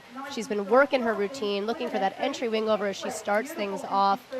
Nice and calm. She has spent a lot of time training over here in Nottingham. Really well to keep her Phonics monkey. Yeah, you could see her boat traveling from surfer's right to left along the diagonal of the feature as she waited on that McNasty stroke. Just mixing that Phonics initiation. There she goes, try to go for it again, maybe getting a pirouette or a spin out of that trick. One more second. She's going to plug for a loop, try to get a bigger air bonus. Yesterday, Denise's loop. Her loop yesterday was the highest of the competition, and there she is coming in again.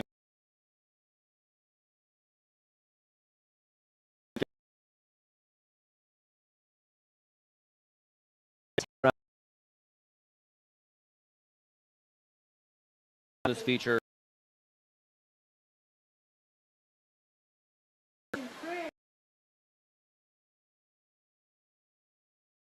She's going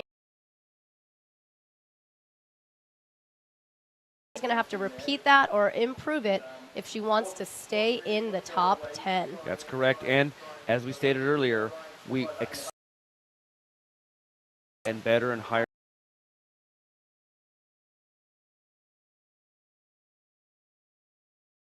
Great Britain, Jennifer Leal. Jennifer Leal competing here in her first competition as a senior woman on the GB team. Right now, Jennifer's score. Yeah, I think she was in the 400-point range. She's currently sitting in 11th place, so she knows that she's going to need a ride to break in. Missing that entry move. We'll see if they give her any points for that. She did retain the feature. She's shaking it off, surfing her way right over to the side, setting up for that aerial McNasty. Beautiful over the top, just whipping that boat around her head. Going for the McNasty the other way. That might have been a little bit wide. It's so frustrating when you do the trick and maybe you're just missing a tiny piece of it. Oh my God, that loop was beautiful and huge. She can put down some air. Going for the Space Godzilla to the left. That harder move to land here, but she seems to like it better. Most paddlers joke that they're not ambi-turners. There's usually an onside or an offside. Trying for the loop or maybe a Space Godzilla again, and that is time. Yeah, we apologize at home. I believe the live stream dropped for just a bit, but we're back up, if I'm not mistaken. So Jennifer just coming in and laying down a ride she can put some points on the board with. Beautiful air under that boat. I mean, it's just so fun to see how big they go. And with that Spitfire logo there, that RAF logo, I mean, she's maybe telling us a little bit, we're going to go really big. That's right. She's definitely getting airtime.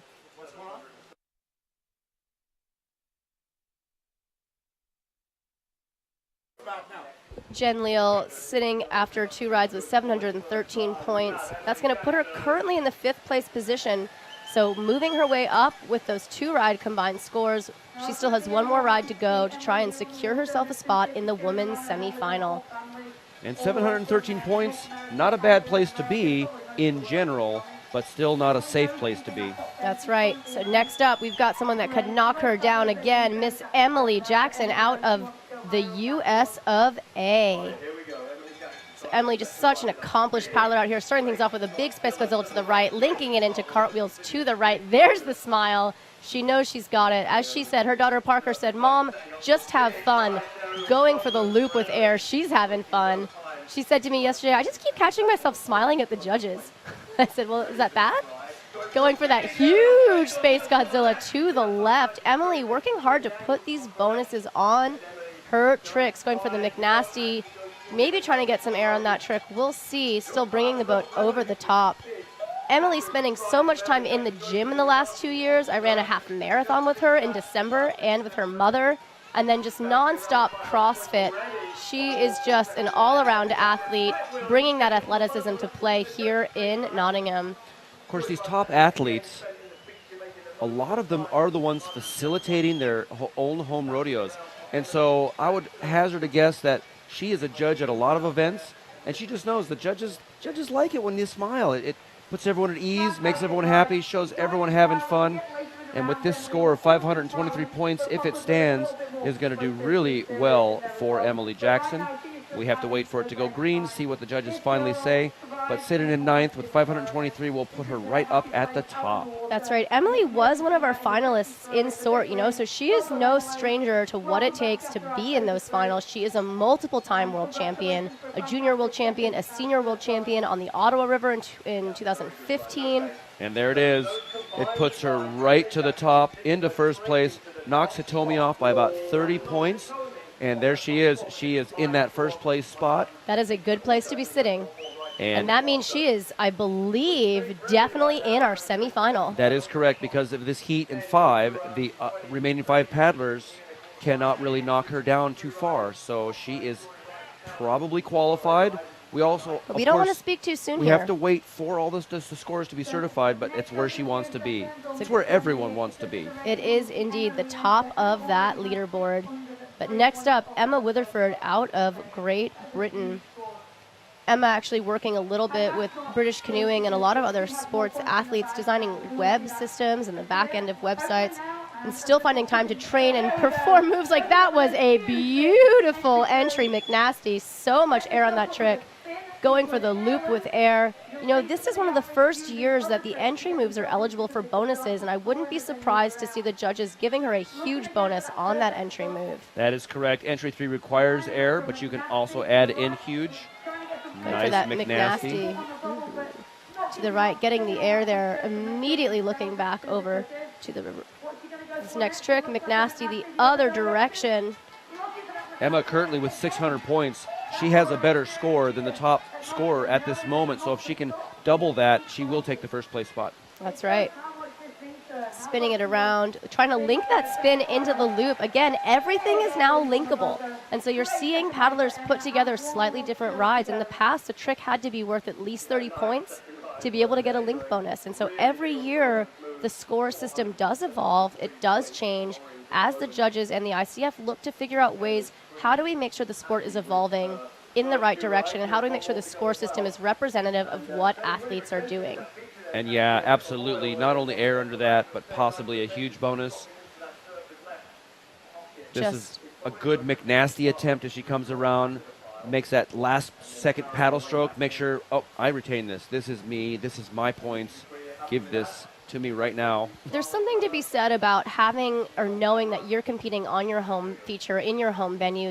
Mom and dad are here, maybe some more family and friends. And I think it just really does give the inspiration for all these paddlers to be training. And you are right, Emma Witherford did take that top spot from Emily Jackson by just 10 points. 10 points. We're now falling into the range of 10 points. Yesterday during men's squirt, second, third, and fourth were split by 3 points at one point in time. So it can be incredibly tight. And actually, as a spectator not competing, it's kind of fun to see that because such drama, it becomes a battle, it becomes a duel. We don't want to see a blowout. We want to see a battle and a duel. That's one way to put it. Almost like the battle and the duel that they had at the opening ceremonies at Nottingham Castle. Lots of clashing of swords and banging of shields, yes. But now coming down is Aoife Hanrahan of Ireland. That's right. Galway Fest organizer, pharmaceutical studies student, starting things off with that nice entry wing over. Going to be looking to go for the McNasty, getting the air bonus on that, bringing it over nice and straight. You can just hear Team Ireland cheering her on. They have one of the best support crews as she goes for that switch McNasty. And kind of a yay, because I don't think she scored that, so she went back to maybe do a loop and probably going to go back and try that McNasty again. Yeah, we're going to see what happens if she goes for the Space Godzilla to the right, trying to put that air on. This is the gamble. It's like go back, do the tricks you think you're going to score, and then go back and repeat at the end. Oh, that was a huge Space Godzilla to the left. 9 seconds left. What do you reckon? Is she going to go for the Phonics, the back loop? Oh, she has just a few seconds left. There's the Phonics. Oh, and she comes down sideways on the loop. We'll see if her score moves at all on that, and it does. They may have given her the pirouette. What that score tells me is either the pirouette or they might have gone back and adjusted something. I don't believe they're going to give her the Phonics on the end, but that score is pretty nice. Yeah, they may have given a McNasty somewhere in there, but she's going to be a lot happier with that ride. That puts her in a much more competitive position, as she just knows she's got to repeat that one more time to make her way into that top 10. That was the McNasty that earned a big cheer from the crowd. Yeah, Aoife being a medalist, I believe a third-place medalist at the European Championships in Paris this October, so has really just gained competition experience and showing that skill with that beautiful Space Godzilla right there. That is right. Her score has been in, and now Aoife, with 763 points, puts her currently in 7th place. Not a safe spot, but definitely moving up the board, and she will have one more run to improve that. That's right. So all of these paddlers here want to finish in the top 5 to secure themselves a spot in that semifinal. So right now, Denise, with only one run in 11th, so that's not a position we really want to look at competitively. She will now put down her second run. The first run score of 483 points, respectable score. She can go bigger than that. Yeah. Denise starting things off with that entry move. She got some beautiful air and some just textbook tricks on her last ride, going to bring in for that McNasty. Not sure if she got the air bonus on that, but still seeing if we can get that trick going. She wants it again, going for the McNasty, the switch the other direction, flashing that portrait of her dog Rio on the bottom there. I love seeing it every time. Trying to go for the McNasty, spinning it around, just save. Oh, I thought she'd just saved that. Just losing the feature. That's all right. She's got time on the board. One of her rides yesterday in prelims, I believe she scored 300 points in 10 seconds. Yes, she was one of the ones that right at the end just said, here's my ride. Yeah, going for the loop with air, also getting that McNasty with air. Going for the Phonics monkey. All right. Strong ride from Denise. Yeah, Denise showing us that she deserves this top spot in the second to last heat. And you wonder, too, if the judges maybe get used to some of the features and they go, I didn't see the dog that didn't have air, I mean, does it also, can it possibly hurt you? I don't think so. It's neat to see the features on the boats, though. I do think, though, that as the judges spend the week here, they're watching paddlers, they're getting to know paddlers, they're getting to know their strengths and the weaknesses, and they're going to say, hey, Denise sometimes lands a little bit wide here, or this person drops a third end on their tricky woo, and so, they do start to dial in where are paddlers' weaknesses and what they want to be looking for with each trick. Yeah, and the judges come early, stay after the event to debrief, come before the event to get everything set up. They are hard workers. 6th place with that ride. It puts her into a good spot. That is not a safe spot. So 473 points on that ride. She's going to be looking to bring that up just a little bit, but still nice, consistent ride performance from Denise. Denise and Aoife and Emma and actually Lowry Davis, who we'll see later today, also all finishing just out of the top 10 last year in sort. And it's really incredible to see the skills progress, the standard raise year to year. I just can't say enough about how glad I am that we're having this quarterfinal where the women get this crucial skill development time in competition, 3 rides, 2 count, really dialing in what you want for a final and a semifinal. Jen Leal. Jennifer Leal currently in 9th place now. This is her last run where she can put points on the board. This is going to settle it for her into a huge front loop. So consistent on that trick. Every ride we've just seen that beautiful front loop. Going for that McNasty. You can see the head and body leading back upstream as she sets up that trick so nicely. Not a lot of superfluous movement. Her upper body stays very calm as she's moving this boat around. That takes a lot of skill to be as minimal as possible.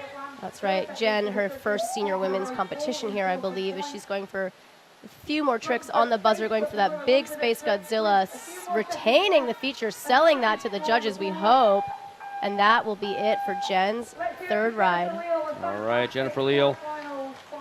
She is currently sitting in 9th place. This score will tell us where she is going to sit for the rest of the competition. Not for the rest of the competition, where her scores are going to stay for the rest of the competition.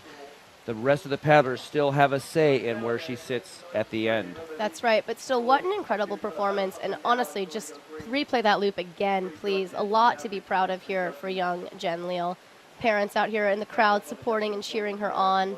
And I think Jen is an example just of the next generation level of talent we're seeing coming into the freestyle community and scene right now, as well as Britain overall. Yeah, well, she's going to bump up a spot from 9th to 8th, so that's not a bad improvement for her. However, next up is someone who is at the top. She can't affect Jen's score now. She can still affect her score because she's not as at the top as where she would like. She needs to bump Emma off if she wants first place honors. Emily Jackson looks like she might move through to the eddy. Nope, she's going to go ahead and come in and do a standard entry. Yeah, Emily been playing it safe, choosing to not risk flushing, but just to save time and lining up her first trick, which is going to be that big loop. Not quite getting the cartwheels and the link that she's had in her past rides, but that's all right. There's time for that still. I wouldn't be surprised if we see that later. She goes for the Space Godzilla into the cartwheels to the right. It's fun. You get to see what to expect with each ride of a competitor, yet they can still surprise you. Big Space Godzilla to the left. Emily really working the amplitude on those tricks and trying to get those huge bonuses, bringing the boat over her head for a McNasty. Emily, one of our few competitors out here, is also a mom, works for Jackson Kayak. Just a full-time, non-stop human. I never understand how she does everything that she does in a day. A beautiful McNasty from Emily. And then on the butter, as we go into those, on the buzzer, it's go to a cartwheel, maybe linking into a split wheel back the other direction. Great ride from Emily Jackson. Well, right now, with that 636 points, she is definitely going to vie for that top spot. If it stands, it still can change. But yeah, Emily Jackson, like you say, mother, kayaker, also doing a TV show. That's right, the Great Family Family Adventure. And so let's take a look now at Emily's replay. Yeah, Emily also helping homeschool her kids, Tucker, oh my gosh, they're just going to hurt me for this one, Parker and Tucker. There's that McNasty she pulled around, nice, comes down nice and straight. Not a lot of air under that, but the thing is, if you can get both McNasties, that's better than one with air. And there it is, 656 points. And that is going to put her right into first place with 1,200 combined. And again, now she's at a 24-point lead. That's a pretty healthy lead. I think we can say that Emily will safely be in our semifinal, but we just do not know in which position she will be in tomorrow. Correct. She is absolutely safe. They cannot bump her off now, no matter what. And it's really nice to see these paddlers giving more and more points. But what does that tell you? We still have one more heat to go. We do. But right now, here's the battle that you're talking for, is we're going to see if this leaderboard changes every ride. Emma Witherford coming in, ready to set things up, looking for that entry McNasty. There it is, going for that crossblade maneuver. Starting things off with points on the board, right into her next trick, that McNasty, maybe a little bit wide. I wouldn't be surprised if that did not score. Well, and the folks at home can see on that screen how she came down, pointed at river left, and that is just not good. They can see the points did not go up. However, right there, we will see the points increase. Again, looking for that spin linking to the loop move. She comes off of the spin right into the next trick, going for a Space Godzilla to the right, spinning it back around, using that surfer's left shoulder to be where she wants to be. 9 seconds left. What is she going to do? Going back for that McNasty. She knew she missed it. There it is. That's the trick she was looking for. Trying for the lunar orbit on the buzzer. Well done. What a ride from Emma. Yeah. Again, one of those ones where putting some points on, missing a few things, and then within 10 seconds to go, throwing a couple of big moves to buffer that score right up. And I love it too. Like as you hit the buzzer, you see Emma trying that lunar orbit, a trick we haven't seen from her yet in her rides. But hey, if she makes it into that semifinal, I wouldn't be surprised to see a little bit of different tricks. So. Yep. Right now, Emma currently in second place. That bouncing score is telling us they're still trying to settle it. This probably is not going to be enough to put her into first place if it stands, because she has to have 500 and 600 points to get to that 1,200. So we will see what happens, but as it stands, Emma's probably going to stay with second place. It is a safe position. She will not be bumped off, and there it is, stays in rank 2. She will go on to the semifinals as far as we can tell, but she will not be in top honors, which is where all the paddlers want to be. That's right. But still, so much progress from Emma in the last few years here. And even as she has to make that commute to make it here to train, a lot of gym time, a lot of flat water. For the athletes that don't have access to world-class features every day, it can be challenging to stay in shape and to feel competitive. What we're starting to see with freestyle is a shift to more athletes working with coaches, more athletes taking a technical approach, and even almost more athletes choosing to approach this as a professional career in life. And so that leaves the athletes that do this as I would say, a part-time job, if you will, in addition to their other full-time job, sometimes struggling to find ways to keep up with that level of training and to stay competitive. Well, that and technology has brought a significant change. Someone like Jacko, who is based in the UK, one of the great coaches. Same thing with Den, based in the UK. They're coaching people in the United States, and they do it all remotely over video. That's right. A lot of Zoom calls, a lot of Zoom chats, technology like the Coach's Eye or that split screen sharing. Bartosz Chaldurna, Kim Fontenay, also running kids camps. So I love that there's a lot of coaches not only volunteering their time and skills in addition to those earning money for it, but also people, putting on camps for juniors and bringing up that next generation, because we want to see the sport continue to grow. That's correct. And I believe we have a little bit of a technical delay. I'm looking upstream. I do not see a timer on the screen. I think they're just doing a little bit of maybe a battery swap over or reboot. I can tell you from experience that these things happen. The scores are safe. The competition will continue. We just got to do a little bit of a maybe turn it off and turn it back on again kind of thing. That's right. So, yeah, a huge shout out and thank you to all of the volunteers out here that help make this event happen. Over 200 volunteers. We've got people helping with the scoring, helping with the timing. We've got photographers. We've got people being food vendors. We've got actually booths here, different canoe shops in the area have come and set up their wares. We've got massage tents. Well, and it doesn't sound glamorous, but we have toilets in the middle of nowhere. Which actually really nice ones. It's not something you want to talk about, but we have nice toilets, and somebody's going to come and clean them, and that's so essential for this to run smoothly, because we're out here for 8, sometimes 10 hours They're trying to long put this days. competition on, and we want this to run as smoothly as possible. And so all of these support services, all of the volunteers, all of the locals, the sponsors, Direct Business Communications, bringing this live stream to you. We have, of course, British Canoeing, which brought the entire event. And so just wonderful, wonderful international and local coordination to bring on such a fun thing. I also want to say a thank you to everyone out here spectating, whether you're watching on the live stream, listening to me and Hojo here, or watching here in Nottingham, and also for helping pick up trash and keeping our rivers clean so that athletes like our next competitor, Aoife. So I'm seeing right now a 0 score for Aoife on the screen. I'm not sure if that was a mistake or if she's opting out. We'll have to check. I don't see why she would opt out. But right now, we need to verify whether or not she's running. We'll take a look upstream. So that 0 score might be a mistake. So right now, I'm not sure. We'll see what's going on. It looks like they're getting around to resetting that. So that might have been the glitch. They might have accidentally submitted a 0. So we'll have to check. But again, this event brought to you by so many people. Such a wonderful time. And you know what? They told us it's going to rain. Like, I didn't believe them. It rained. It's England. but it's so nice and cool. The weather actually has not been that bad. Pretty windy for training coming up to this, but this feature and the conditions have really been quite spectacular, despite it being a little bit chilly here and there. I welcome it. Being from Colorado, where it's, it can get up to 37, 40 degrees Celsius, and the wind blows and the dust kicks up and everyone's sunburned. So here it's kind of nice, a little bit of a change of pace to be under cloudy skies. Yeah, beautiful British weather here in Nottingham today. A little bit of cloud cover, a little bit cooler day, as you've said.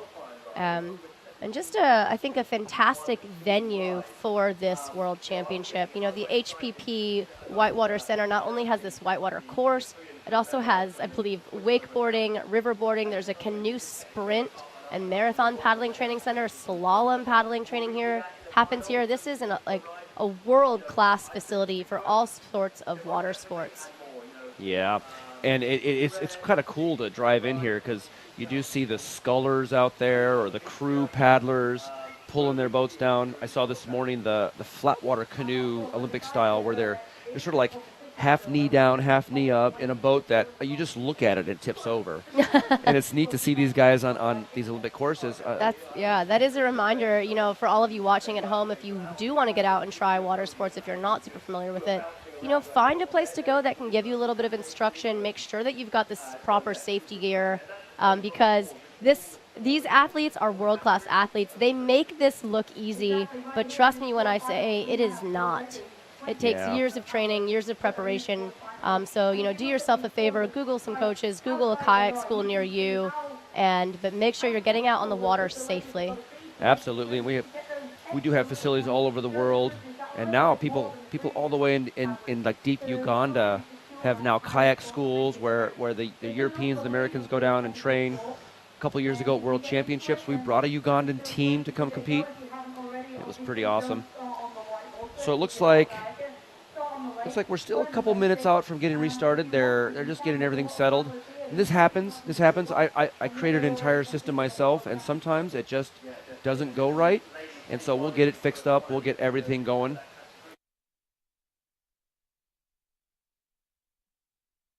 Yeah, I think we've just got another minute or two to go here, hopefully. So thank you for all of those watching at home and listening to us banter back and forth here. If you're just joining us, I'm Anna Bruno. And I am Hojo. We're both out of the U.S. and thrilled to be here hosting and commentating for you in this women's quarterfinal. 3 rides, 2 rides count, top 20 athletes cutting down to 10. We are in our 3rd of 4 heats. Yeah, well, let's go. We'll go and run up the next heat here just to let people know what's going on. And also what's coming later today. Let's maybe talk through today's event schedule here. We've got, after this event, also the men's quarterfinals and the OC1 finals this evening. That's correct. So in the next heat, we will see Zofia Tula of Poland, Olivia McGuinness from the U.S., Marlene Devillet from France, and then taking the top 2 spots, Great Britain's Laurie Davies and Audie Robinson-Shaw. Audie, of course, winning the squirt boat yesterday. She and Clay Wright were the first gold medalists of this competition. That's right. Audie really looking to, I think, be a triple gold medalist in this World Championship, competing in the C1 category as well as the K1 and the squirt boat. Audie putting down a ride in yesterday's squirt finals that I believe was higher scoring than all of the men's rides. It was. Her ride in the semifinals rounds was a 1,900-point ride, which I believe was a new ICF record. It was. It's hard to compare rides year to year, scores year to year, because the score systems do change. But, I mean, just absolute showing mastery of her craft. That's pretty authoritative, as the score systems don't change enough to skew it that much, where she demonstrated such skill. And actually, you could see it in the control of the boat. There's a distinct difference between a lot of these athletes, and she demonstrated how much she can just throw that boat around. It's true. It's fun to watch younger athletes like Audie, who have come up, I think, idolizing like former world champions such as Claire O'Hara, who also spent a lot of time training here in Nottingham HPP. Is now actually out on the live, not for us on the live stream, but you might hear her voice sometime this week. I can hear her announcing for the crowds just today. And so, Claro, a multiple-time former world champion, inspired people like Audie, and Audie now inspiring that next generation still to come as she takes from Claro, learns from that, emulates it into her own way. Absolutely. And I believe Claire, now she threatened this. I didn't see this morning, but I think she competed in the master's class as well. Did she? That's what she said, and we're gonna hold her to it. I hope so. You know, it's Claire, also a mother of two, living in Sydney, Australia these days, having a hard time, like many out there in the world, having access to proper training venues during COVID. Yeah. You know, one of the athletes in this heat that we'll see soon, Denise, like many of our competitors, also suffering from COVID. Some athletes even having long COVID over the years. And I think, you know, the challenges that competitors have had to be able to be here now and performing on this level, I think it just speaks to the love for the sport, the passion for the sport, and the determination that it's taken to make this event happen. Absolutely. Yeah, and listening at home, Jez, who's been giving us feedback from afar. Hello, Jez. We love you, Jez. We do. We would like to have seen him here, but it is what it is. He texted me, yes, Claire did compete in the Masters just a few moments ago, and now she's out here lending her voice to the crowd through her coaching for so many years. Claro on the sidelines of the squirt boat event yesterday, trying to help all the competitors maximize their points. You know, you see the athletes at the top level of the sport who are just giving back. And that happens all across the board in all nations. Every single one of these nations have individuals who really bring freestyle to the fore for their nations. Sometimes they go international and they coach everyone else. One we could talk about, Caleb Grady. He's a dual citizen, U.S., Canada. He coaches all the Canadians. He also works in the United States coaching any kayaker who comes to World Class Academy. That's right. Caleb working for World Class Academy, a private high school based out of Washington, United States, that travels all over the world. One of their students, Sophie Gofilian, also competing in the junior women's here this week. And then we see people like Bartosz, who does cross that international boundary of training, fostering the sport no matter where he is, no matter where they are, bringing kayaking around. So I'm seeing upstream, I see a paddler moving around upstream. You saw that on your screen. Hopefully this is, I'm guessing probably, I see it's going to be our next heat as well. They're getting ready and into the water. You know, this is a challenge, right? Because while the delay is affecting us talking away at you as well as you viewers back at home, the athletes have warmed up. They're in that headspace, and it's challenging to maintain that mindset when you don't know for how long you're out or what you're waiting on. Yeah, well, we still have allocated time, 5 minutes, until the next heat is supposed to start. So we can actually squeeze all of this in. We're technically not behind schedule, technically. But like you say, the two athletes who are yet to go, in Aoife and Denise, they really want to go. They're in their boats. They've been in their boats now quite a while. It's true. It's pretty funny, actually. Maybe I shouldn't say this, but yesterday, after Denise's second ride, I believe the score system glitched out or went down just for a minute. I think one of the tablets died. Oh, no. And so she was stuck waiting in the eddy for 5 or 6 minutes for her score. And so I don't know what it is, but... All right, we're calling it Denise's sabotaging it. No, she's that's not. That's the electromagnetism of her personality. Her loops are just too big. Too big. You're paddling so well, the athletes are breaking the score system. So we will get this underway whenever we can. In the meantime, we're going to take just a little bit of a short break. Stand by for just a moment.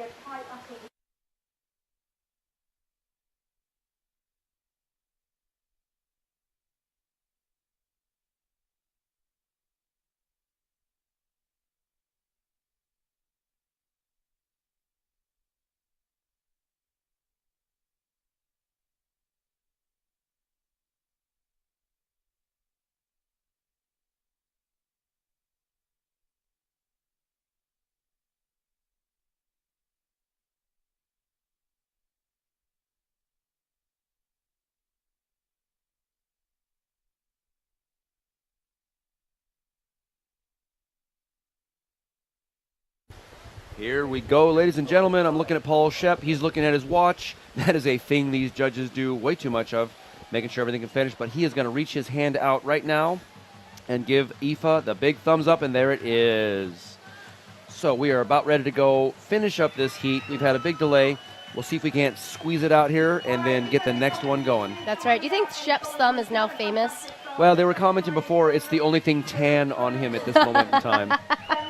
Aoife, after that long delay, starting things off with a beautiful entry move, going for that wing over move before she goes for her next trick, looking to set things up for the McNasty, trying to bring the boat over the top. Unfortunately, catching an edge and window shading. She's still got lots of time to put tricks down, get points on the board, and earn herself a spot in that semifinal ride. Trying for that switch McNasty. Oh no, unfortunately bubbling off, catching the eddy at least nice and high. Yeah, Aoife is not safe. She's currently sitting in 9th place. She needs these points. Yeah, we want to see her name in that top 5 paddlers to make sure that she could go on for that semifinal. Looking for a Space Godzilla, maybe a loop. 3 seconds left. What is she going to do? Loop with air. Is it going to be enough? Alrighty, so we're getting out of crunch time here. Aoife, combined score of 763. Her first ride of 186 is probably going to get dropped out in lieu of this 270, so that's good. That's in her favor. So right now it's showing her as 8th place with a combined score. I'm not entirely sure. It popped off before I could see it. There we go. Combined score of 846. So there we have it. Now she is going to definitely improve in rank. Is it going to be enough? So right now it puts her in 8th place. That is a very tenuous place to be with these next paddlers coming up. And our last paddler of this heat is Denise. I'm showing 2:28 local time. Our next start is 2:30, so we should have enough buffer where we can roll into the next heat and still be on time. Well, you know, time is relative. It's freestyle. But no, here we go. Our next paddler nodding at Coach Jacko Jackson upstream after that thumbs up from Shep. Head judge Paul Shepard lining things up, looking for an entry wing over. Beautiful entry wing over, retaining the feature. Sun is now out. Everyone's happy. Trying for that McNasty to the right. Switching it up, McNasty the other direction, getting maybe the air bonus on that trick. I'm not sure if her first one scored, so she's not either, it looks like, because she wanted it again. Yeah, that first one definitely came down sideways. It's pretty clear on the Jumbotron that these people are seeing you at home. And again, this is one of those things that you can tell the score did not go up with a beautiful lefty there on the Space Godzilla. Possibly getting that huge bonus on that trick that already requires air. Going back for the other McNasty. Denise currently sitting in 6th place, right? So she is also looking to break into that top 5. 3 more seconds to do it. What is it going to be? It's not going to be a right McNasty. Unfortunately, that was not the execution she wanted. 326 points as it stands. We will see what she looks like when they finally finalize that score. Right now, at 343, that will not improve her. Her first 2 scores were 483 and 473, so and it's not. So she is going to remain in that place where Denise is on that bubble. She is that first paddler that is really, well, she's not the first paddler to threaten. That would be Annika of Germany, who is sitting on the actual bubble. That's right, in that top 10 spot. So Denise, you know, so hard for these athletes, so much work, so much time goes into this training, and after a delay like that to maintain that headspace, you know, that is really, really hard. Oh, Denise surfing down on that Jaws wave there, throwing a blunt, maybe getting ready for the next World Championships. But, you know, absolute respect. You know, athletes might finish in a similar position or to the year before or not. It's really hard to compare. Progress isn't lateral, you know, it's not linear, and I think you just see the overall standard of the women's competition raised this year, which is something to see.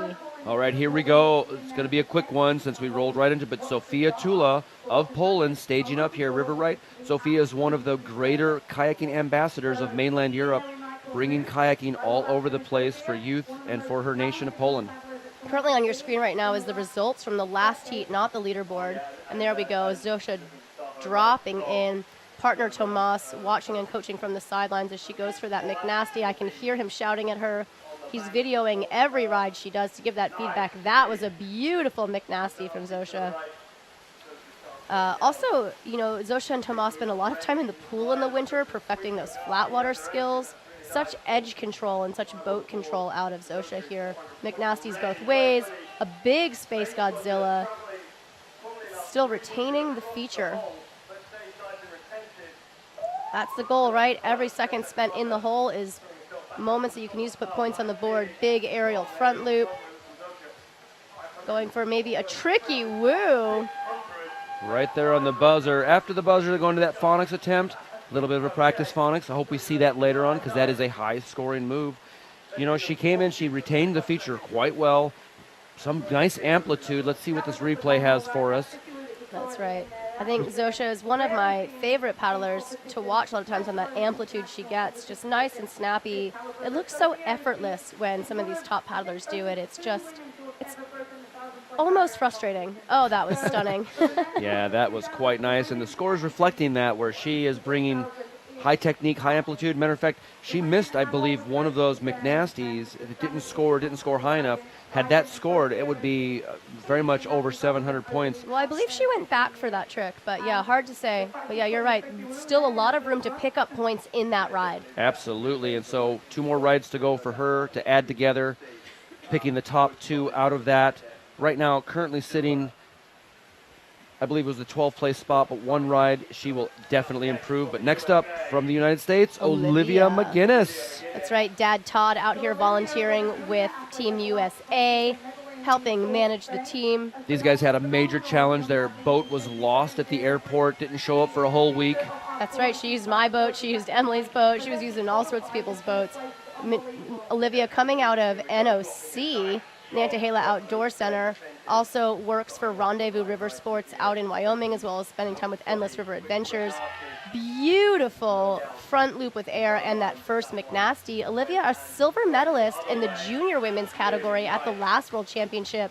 Experienced competitor, talented paddler, and that shows both McNasties and the air loop already on the board with still 20 seconds to go and lots of tricks to come. Oh, a huge Space Godzilla to the right. Oh my goodness. Going for the Space Godzilla to the other direction. Fantastic ride for Olivia so far. I've seen her doing a lot of phonics in practice. Oh, she didn't like that space. She was like, let's do it again.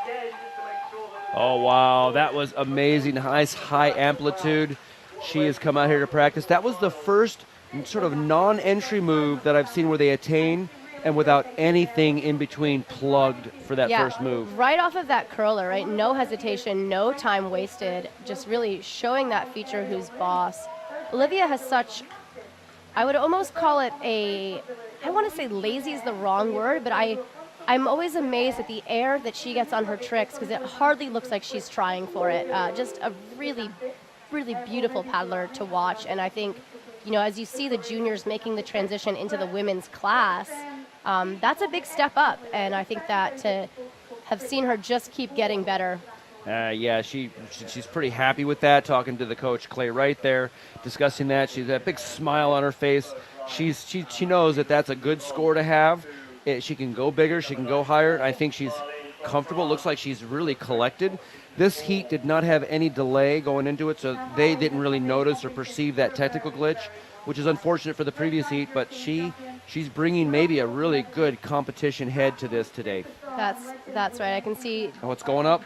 Dad Todd clapping. She's watching the scoreboard, and she's like, you know, I don't want to focus on it too much because I've got 2 more rides to go. Awesome. 593 points. That is a really good spot to start out. 2 more rides, 1 more will count.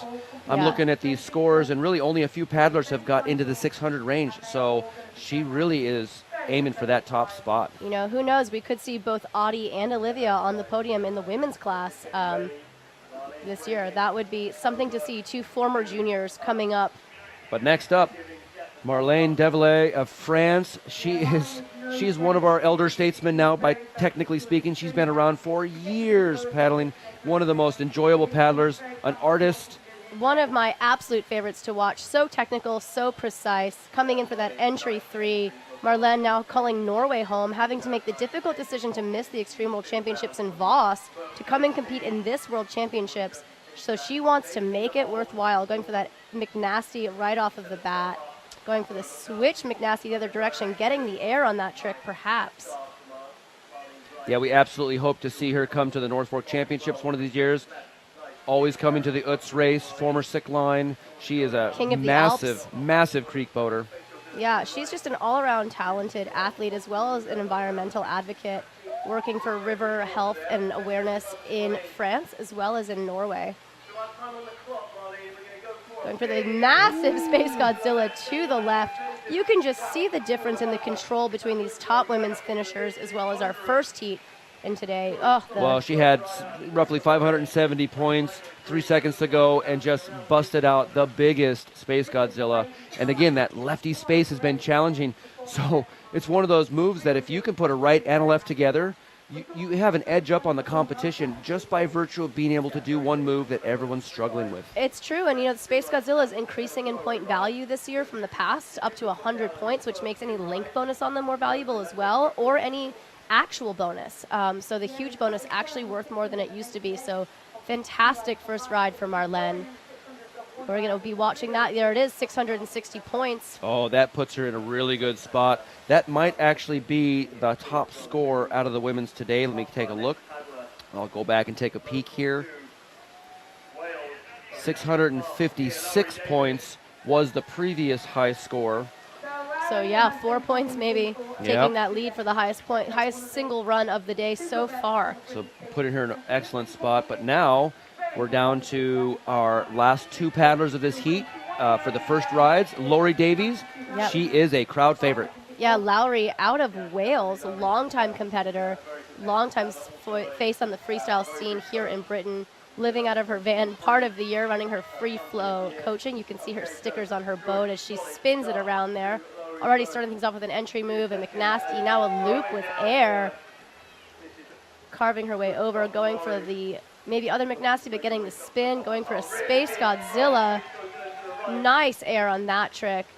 She's just using this feature, spinning around to set up her tricks, trying to get little bonus points as she works her way to the sweet spot, going for that lunar orbit. So tricks we're starting to see more and more of across categories. It's just so fun to see the variety happening here. Trying for the Phonics Monkey, but not quite get it.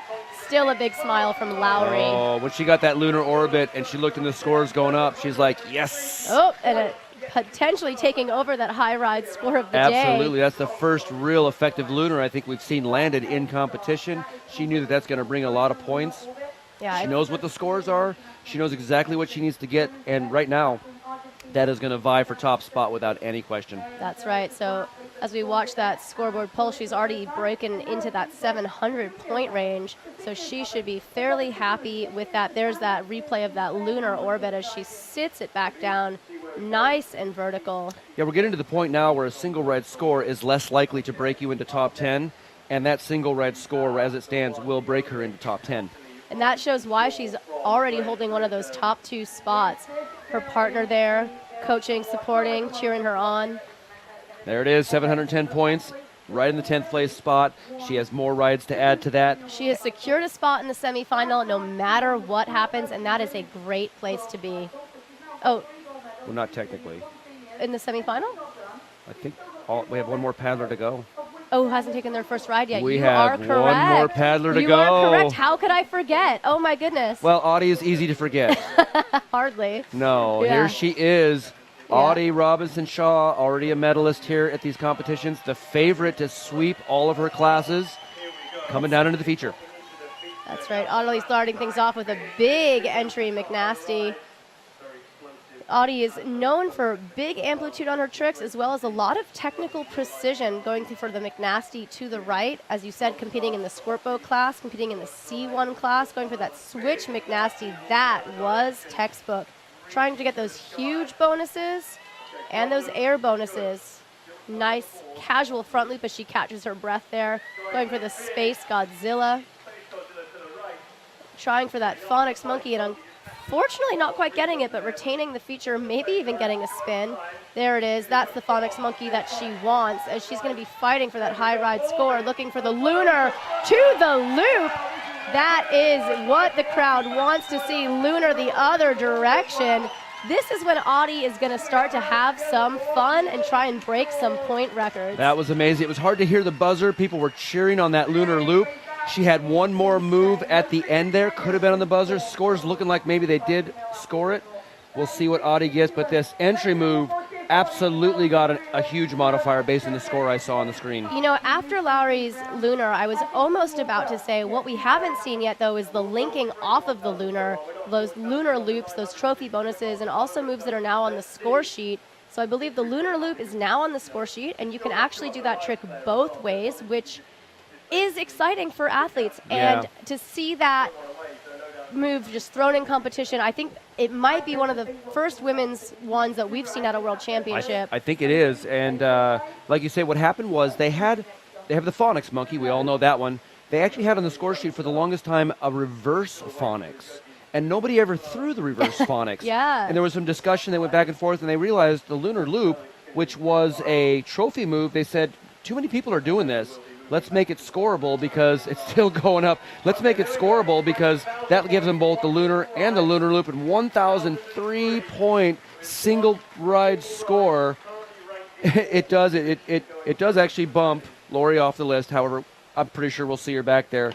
But that one ride score puts her within 200 points of the top alone. That's just 200. Remarkable. And I wouldn't be surprised to have seen some huge bonuses on that, as well as just the air bonuses. What a fantastic first ride for Ottilie. Oh, that was glorious. But now back from Poland, looking upstream, we're going to see Zosia Tula. She is currently sitting in 15th place with a single ride score of 643. She has the skill to bring her back up. That's right. So Zosia, out of Poland, a longtime competitor in the top 5 at the last World Championship. I am excited to see what she can put together in this ride here.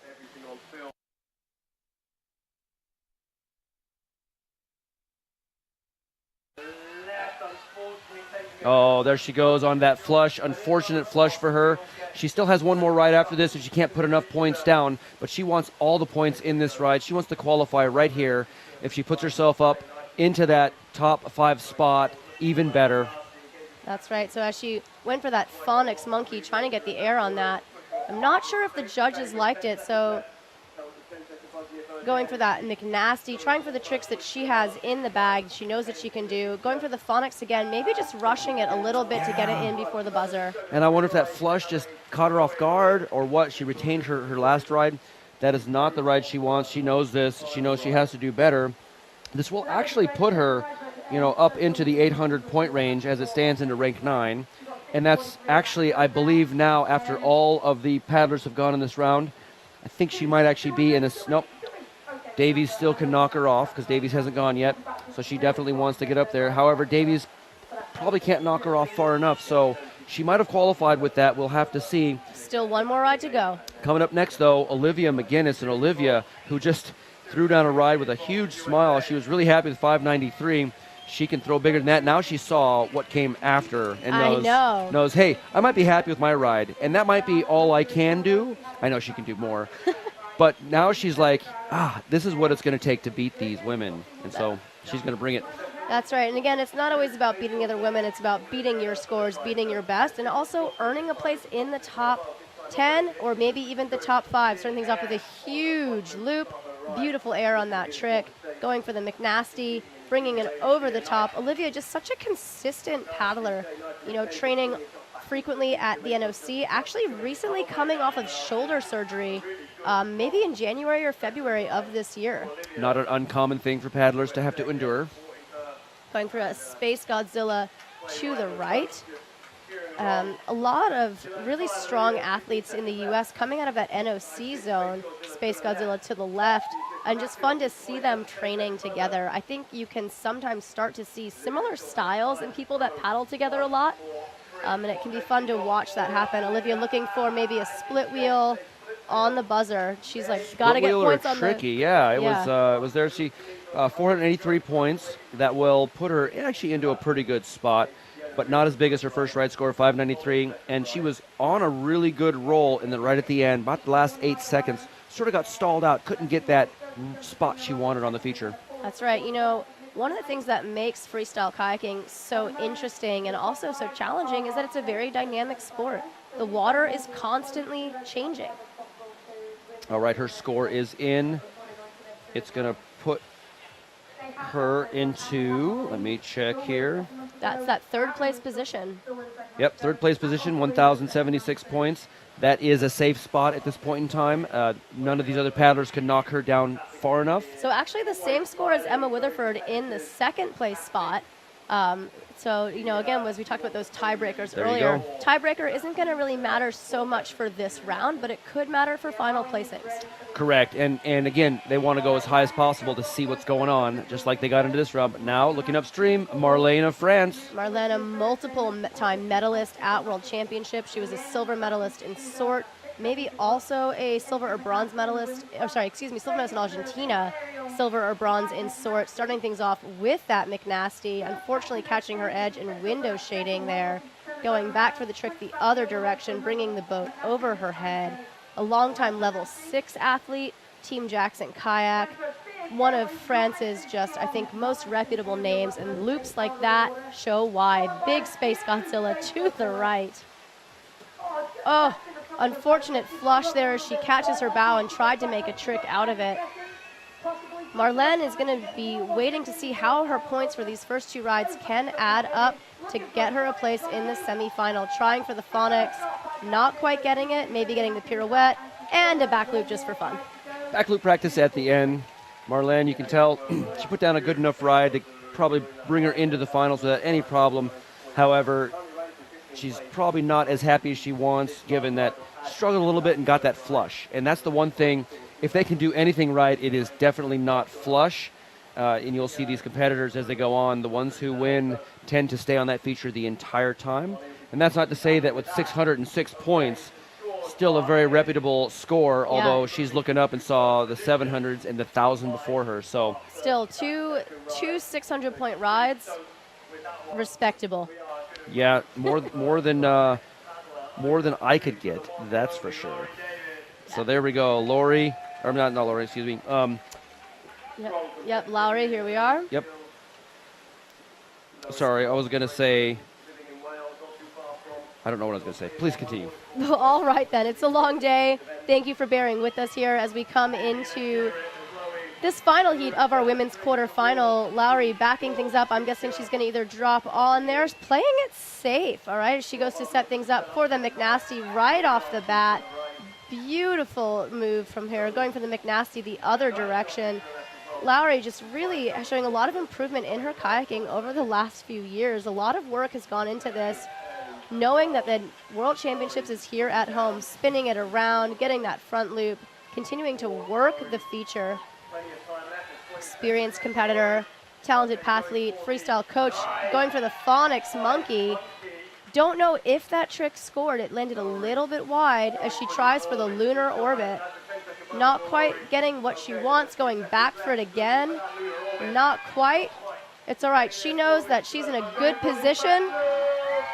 Oh, back loop on the buzzer. That was good. Came down nice and straight, too. It did. Oh, that looked so wonderful. That was fantastic.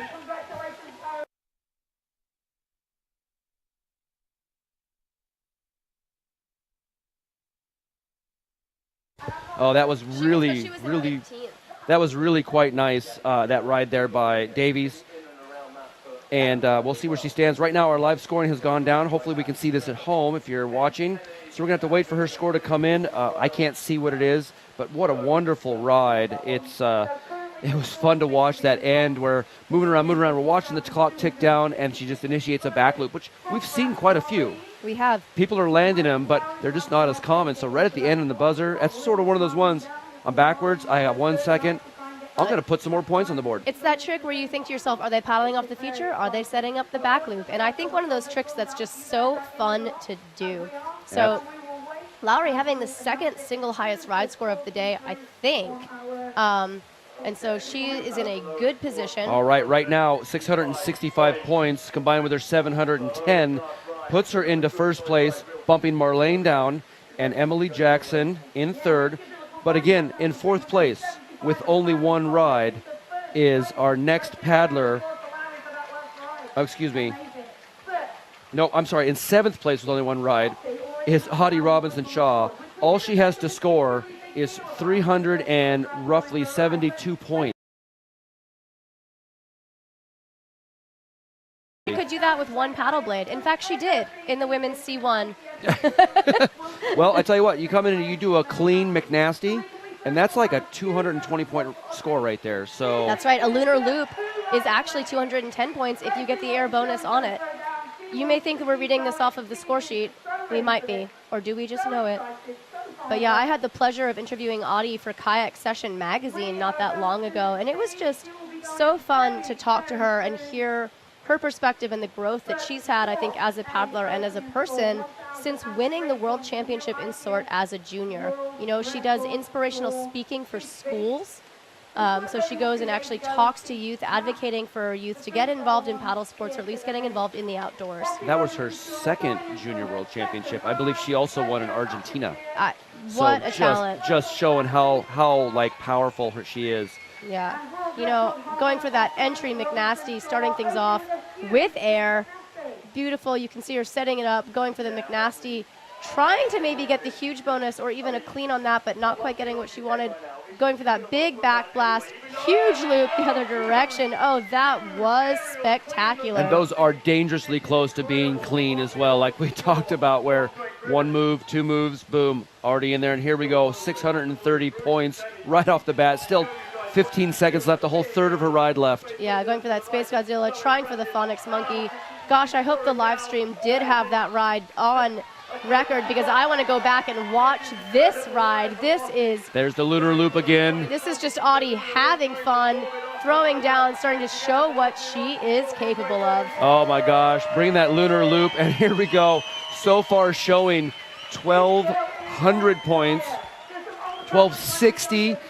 This could go as high as 1,300. It could. You know, Audie having, I think, maybe rougher rides for her yesterday. You know, you could see maybe, I don't know if it would be nerves or just a little bit of fatigue or a lot going on, but it's just so great to see her relaxing in the feature today and just throwing down. You can see her pausing, setting up the tricks, and you can see it in her eyes what she wants, and you know she wants to go huge, and she did. Well, you wonder, too, this is an athlete who's been training for a long time.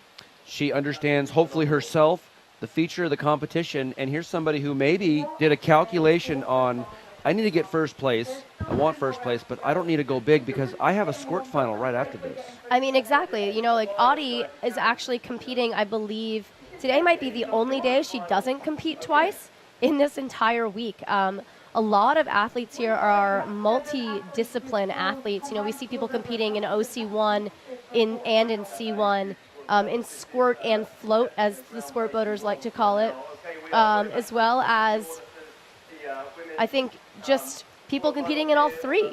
And so it's a big week for athletes. It is a big week for athletes, and it's one of those things, too, where some athletes from all, like we don't have any Australians here, I don't believe. We do. Maybe not in the women's category, but there is an Australian team. So we have one from New Zealand. So some people, you know, New Zealand typically turns out a couple. I don't believe we have any Norwegian or Swedes. No, I don't. Or do we have Norway? Maybe not Sweden. We have neither. We've got Finland. Yeah, we got Finland, and they're doing really well. So we're missing some athletes that we normally might see.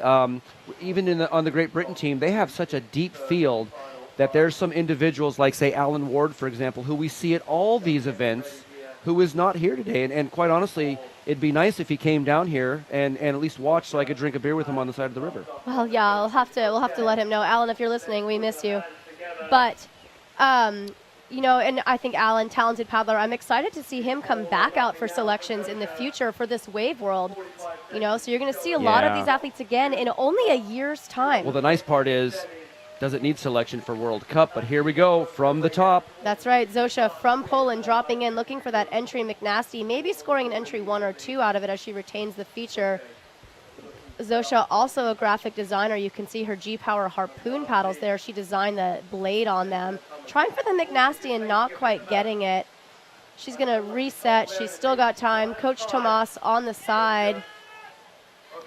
We need to see what she's going to do. Is she going to switch it up, trying for the other McNasty, bringing it over the top, breaking her way out of that sticky pocket.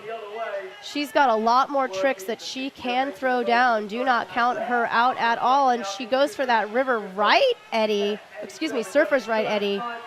Oh my goodness, risky move, a few seconds left, going for the big aerial loop. What's she gonna go for next? That is it for Zosha. Well, Zosha right now, she is not in. She's currently in 12th place with 866 points. She's gonna need something better than that ride of 223. I'm pretty sure she got that. I can't see the live scores. It's fascinating how we've become so dependent on live scores now. What are we going to do? What?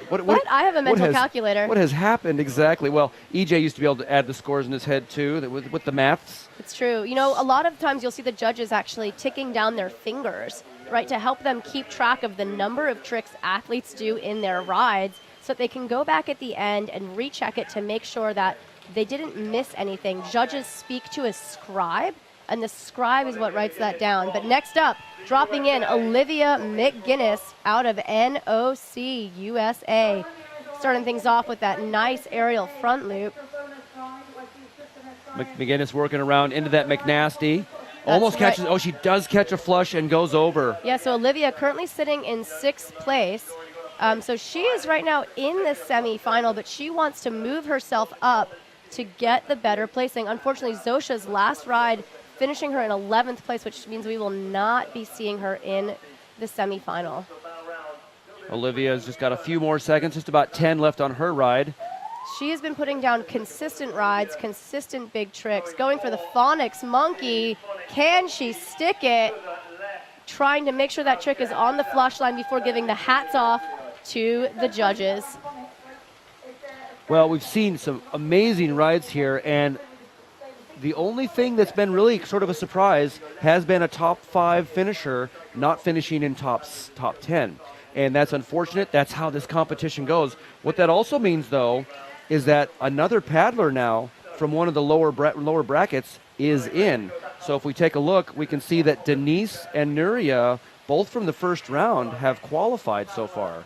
You know, and that's just shows, again, the level of progress year to year, the changes that happen in, I think, in the category, you know, and also that it's not about, well, how do I put this? It's, you know, even really good paddlers can sometimes have not great days, and you just want everyone out here to do their best. That is correct, and right now we see Marlene coming down into the feature. Olivia is now sitting in 6th place while Marlene takes her place into this final run. Marlene starting things off with that entry McNasty, surfing her way over to set up the next trick. She's fighting that boil just a little bit as she goes to spin it around, going for the McNasty. I was going to say, just on that surfer's left corner, unfortunately flushing off. So Marlene currently in the semifinal, is that right? And so is this ride for fun or to try to improve her placing, or is this ride a fight for the top 10? No, Marlene is already top 3. She wants to get into that top 2, top 1 spot. Going for the back loop right into the McNasty. Not quite getting the link bonus on that trick, but still showing just great awareness in the hole. She goes for the Phonics Monkey. Oh, that should put some points on the board for her. She is really ticking it off right now. She has 2 seconds left. Can she plug into a split wheel? Into the split combo, a split-to-split combo with that link bonus, a solid 110 points. So there is something to say about that. Unfortunately, by rule, they can start one move, but the linked move doesn't count. On the buzzer, if it's after the buzzer. But what I don't know is, can you count the link bonus on the first one?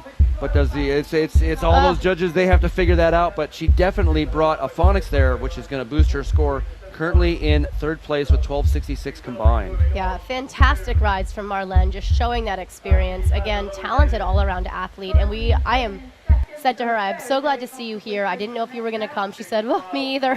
And I think, again, you know, having to force athletes to choose between disciplines, the Extreme World Championships happening in Voss, Marlene's hometown right now, or current hometown. So difficult decision, and I'm just really grateful to see her here, as I'm sure is Team France. I'm gathering, too, that she has a benefit to the whole team more so than just her personal performance, which is what these team members do. They come out for themselves. They come out for their country. And here we go. Marlene's score of 553 will not do anything to improve her score.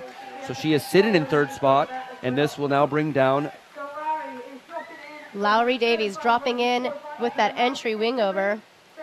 Setting things up, going for the McNasty, trying to get the air, maybe just saving that trick, at least retaining the feature. Going for that loop. Yeah, Davies has been a very consistent performer here, as is the top 3, as we see. bringing that around, not really performing any high amplitude, not getting maybe the huge bonuses. But right now, Lori is sitting in second place, so she really is in a nice spot. She would like to take over first, but boy, the first place scores right now for that are just going to be almost impossible to reach. So why not get some practice, get out here, get set up for the semifinal. Yeah, this is kind of like one of those victory rides where you get to like figure out things that maybe aren't working as perfectly or as consistently as you want to. Yeah, try 2 back loops. Try it until you get it right in a competition. See how long it takes you to recover. There she goes. She's going to go for 3. 3 back loops. Oh, into trying for the back loop, McNasty. The loop to McNasty Back loop. loop to McNasty. Yeah. There's a name for that trophy. What do they call that one?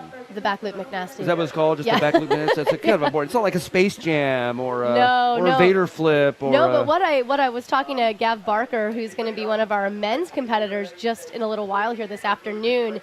And, you know, if you space jam it, it's 2 spaces linked. But then if you add a loop onto that, it's a space jam with cheese.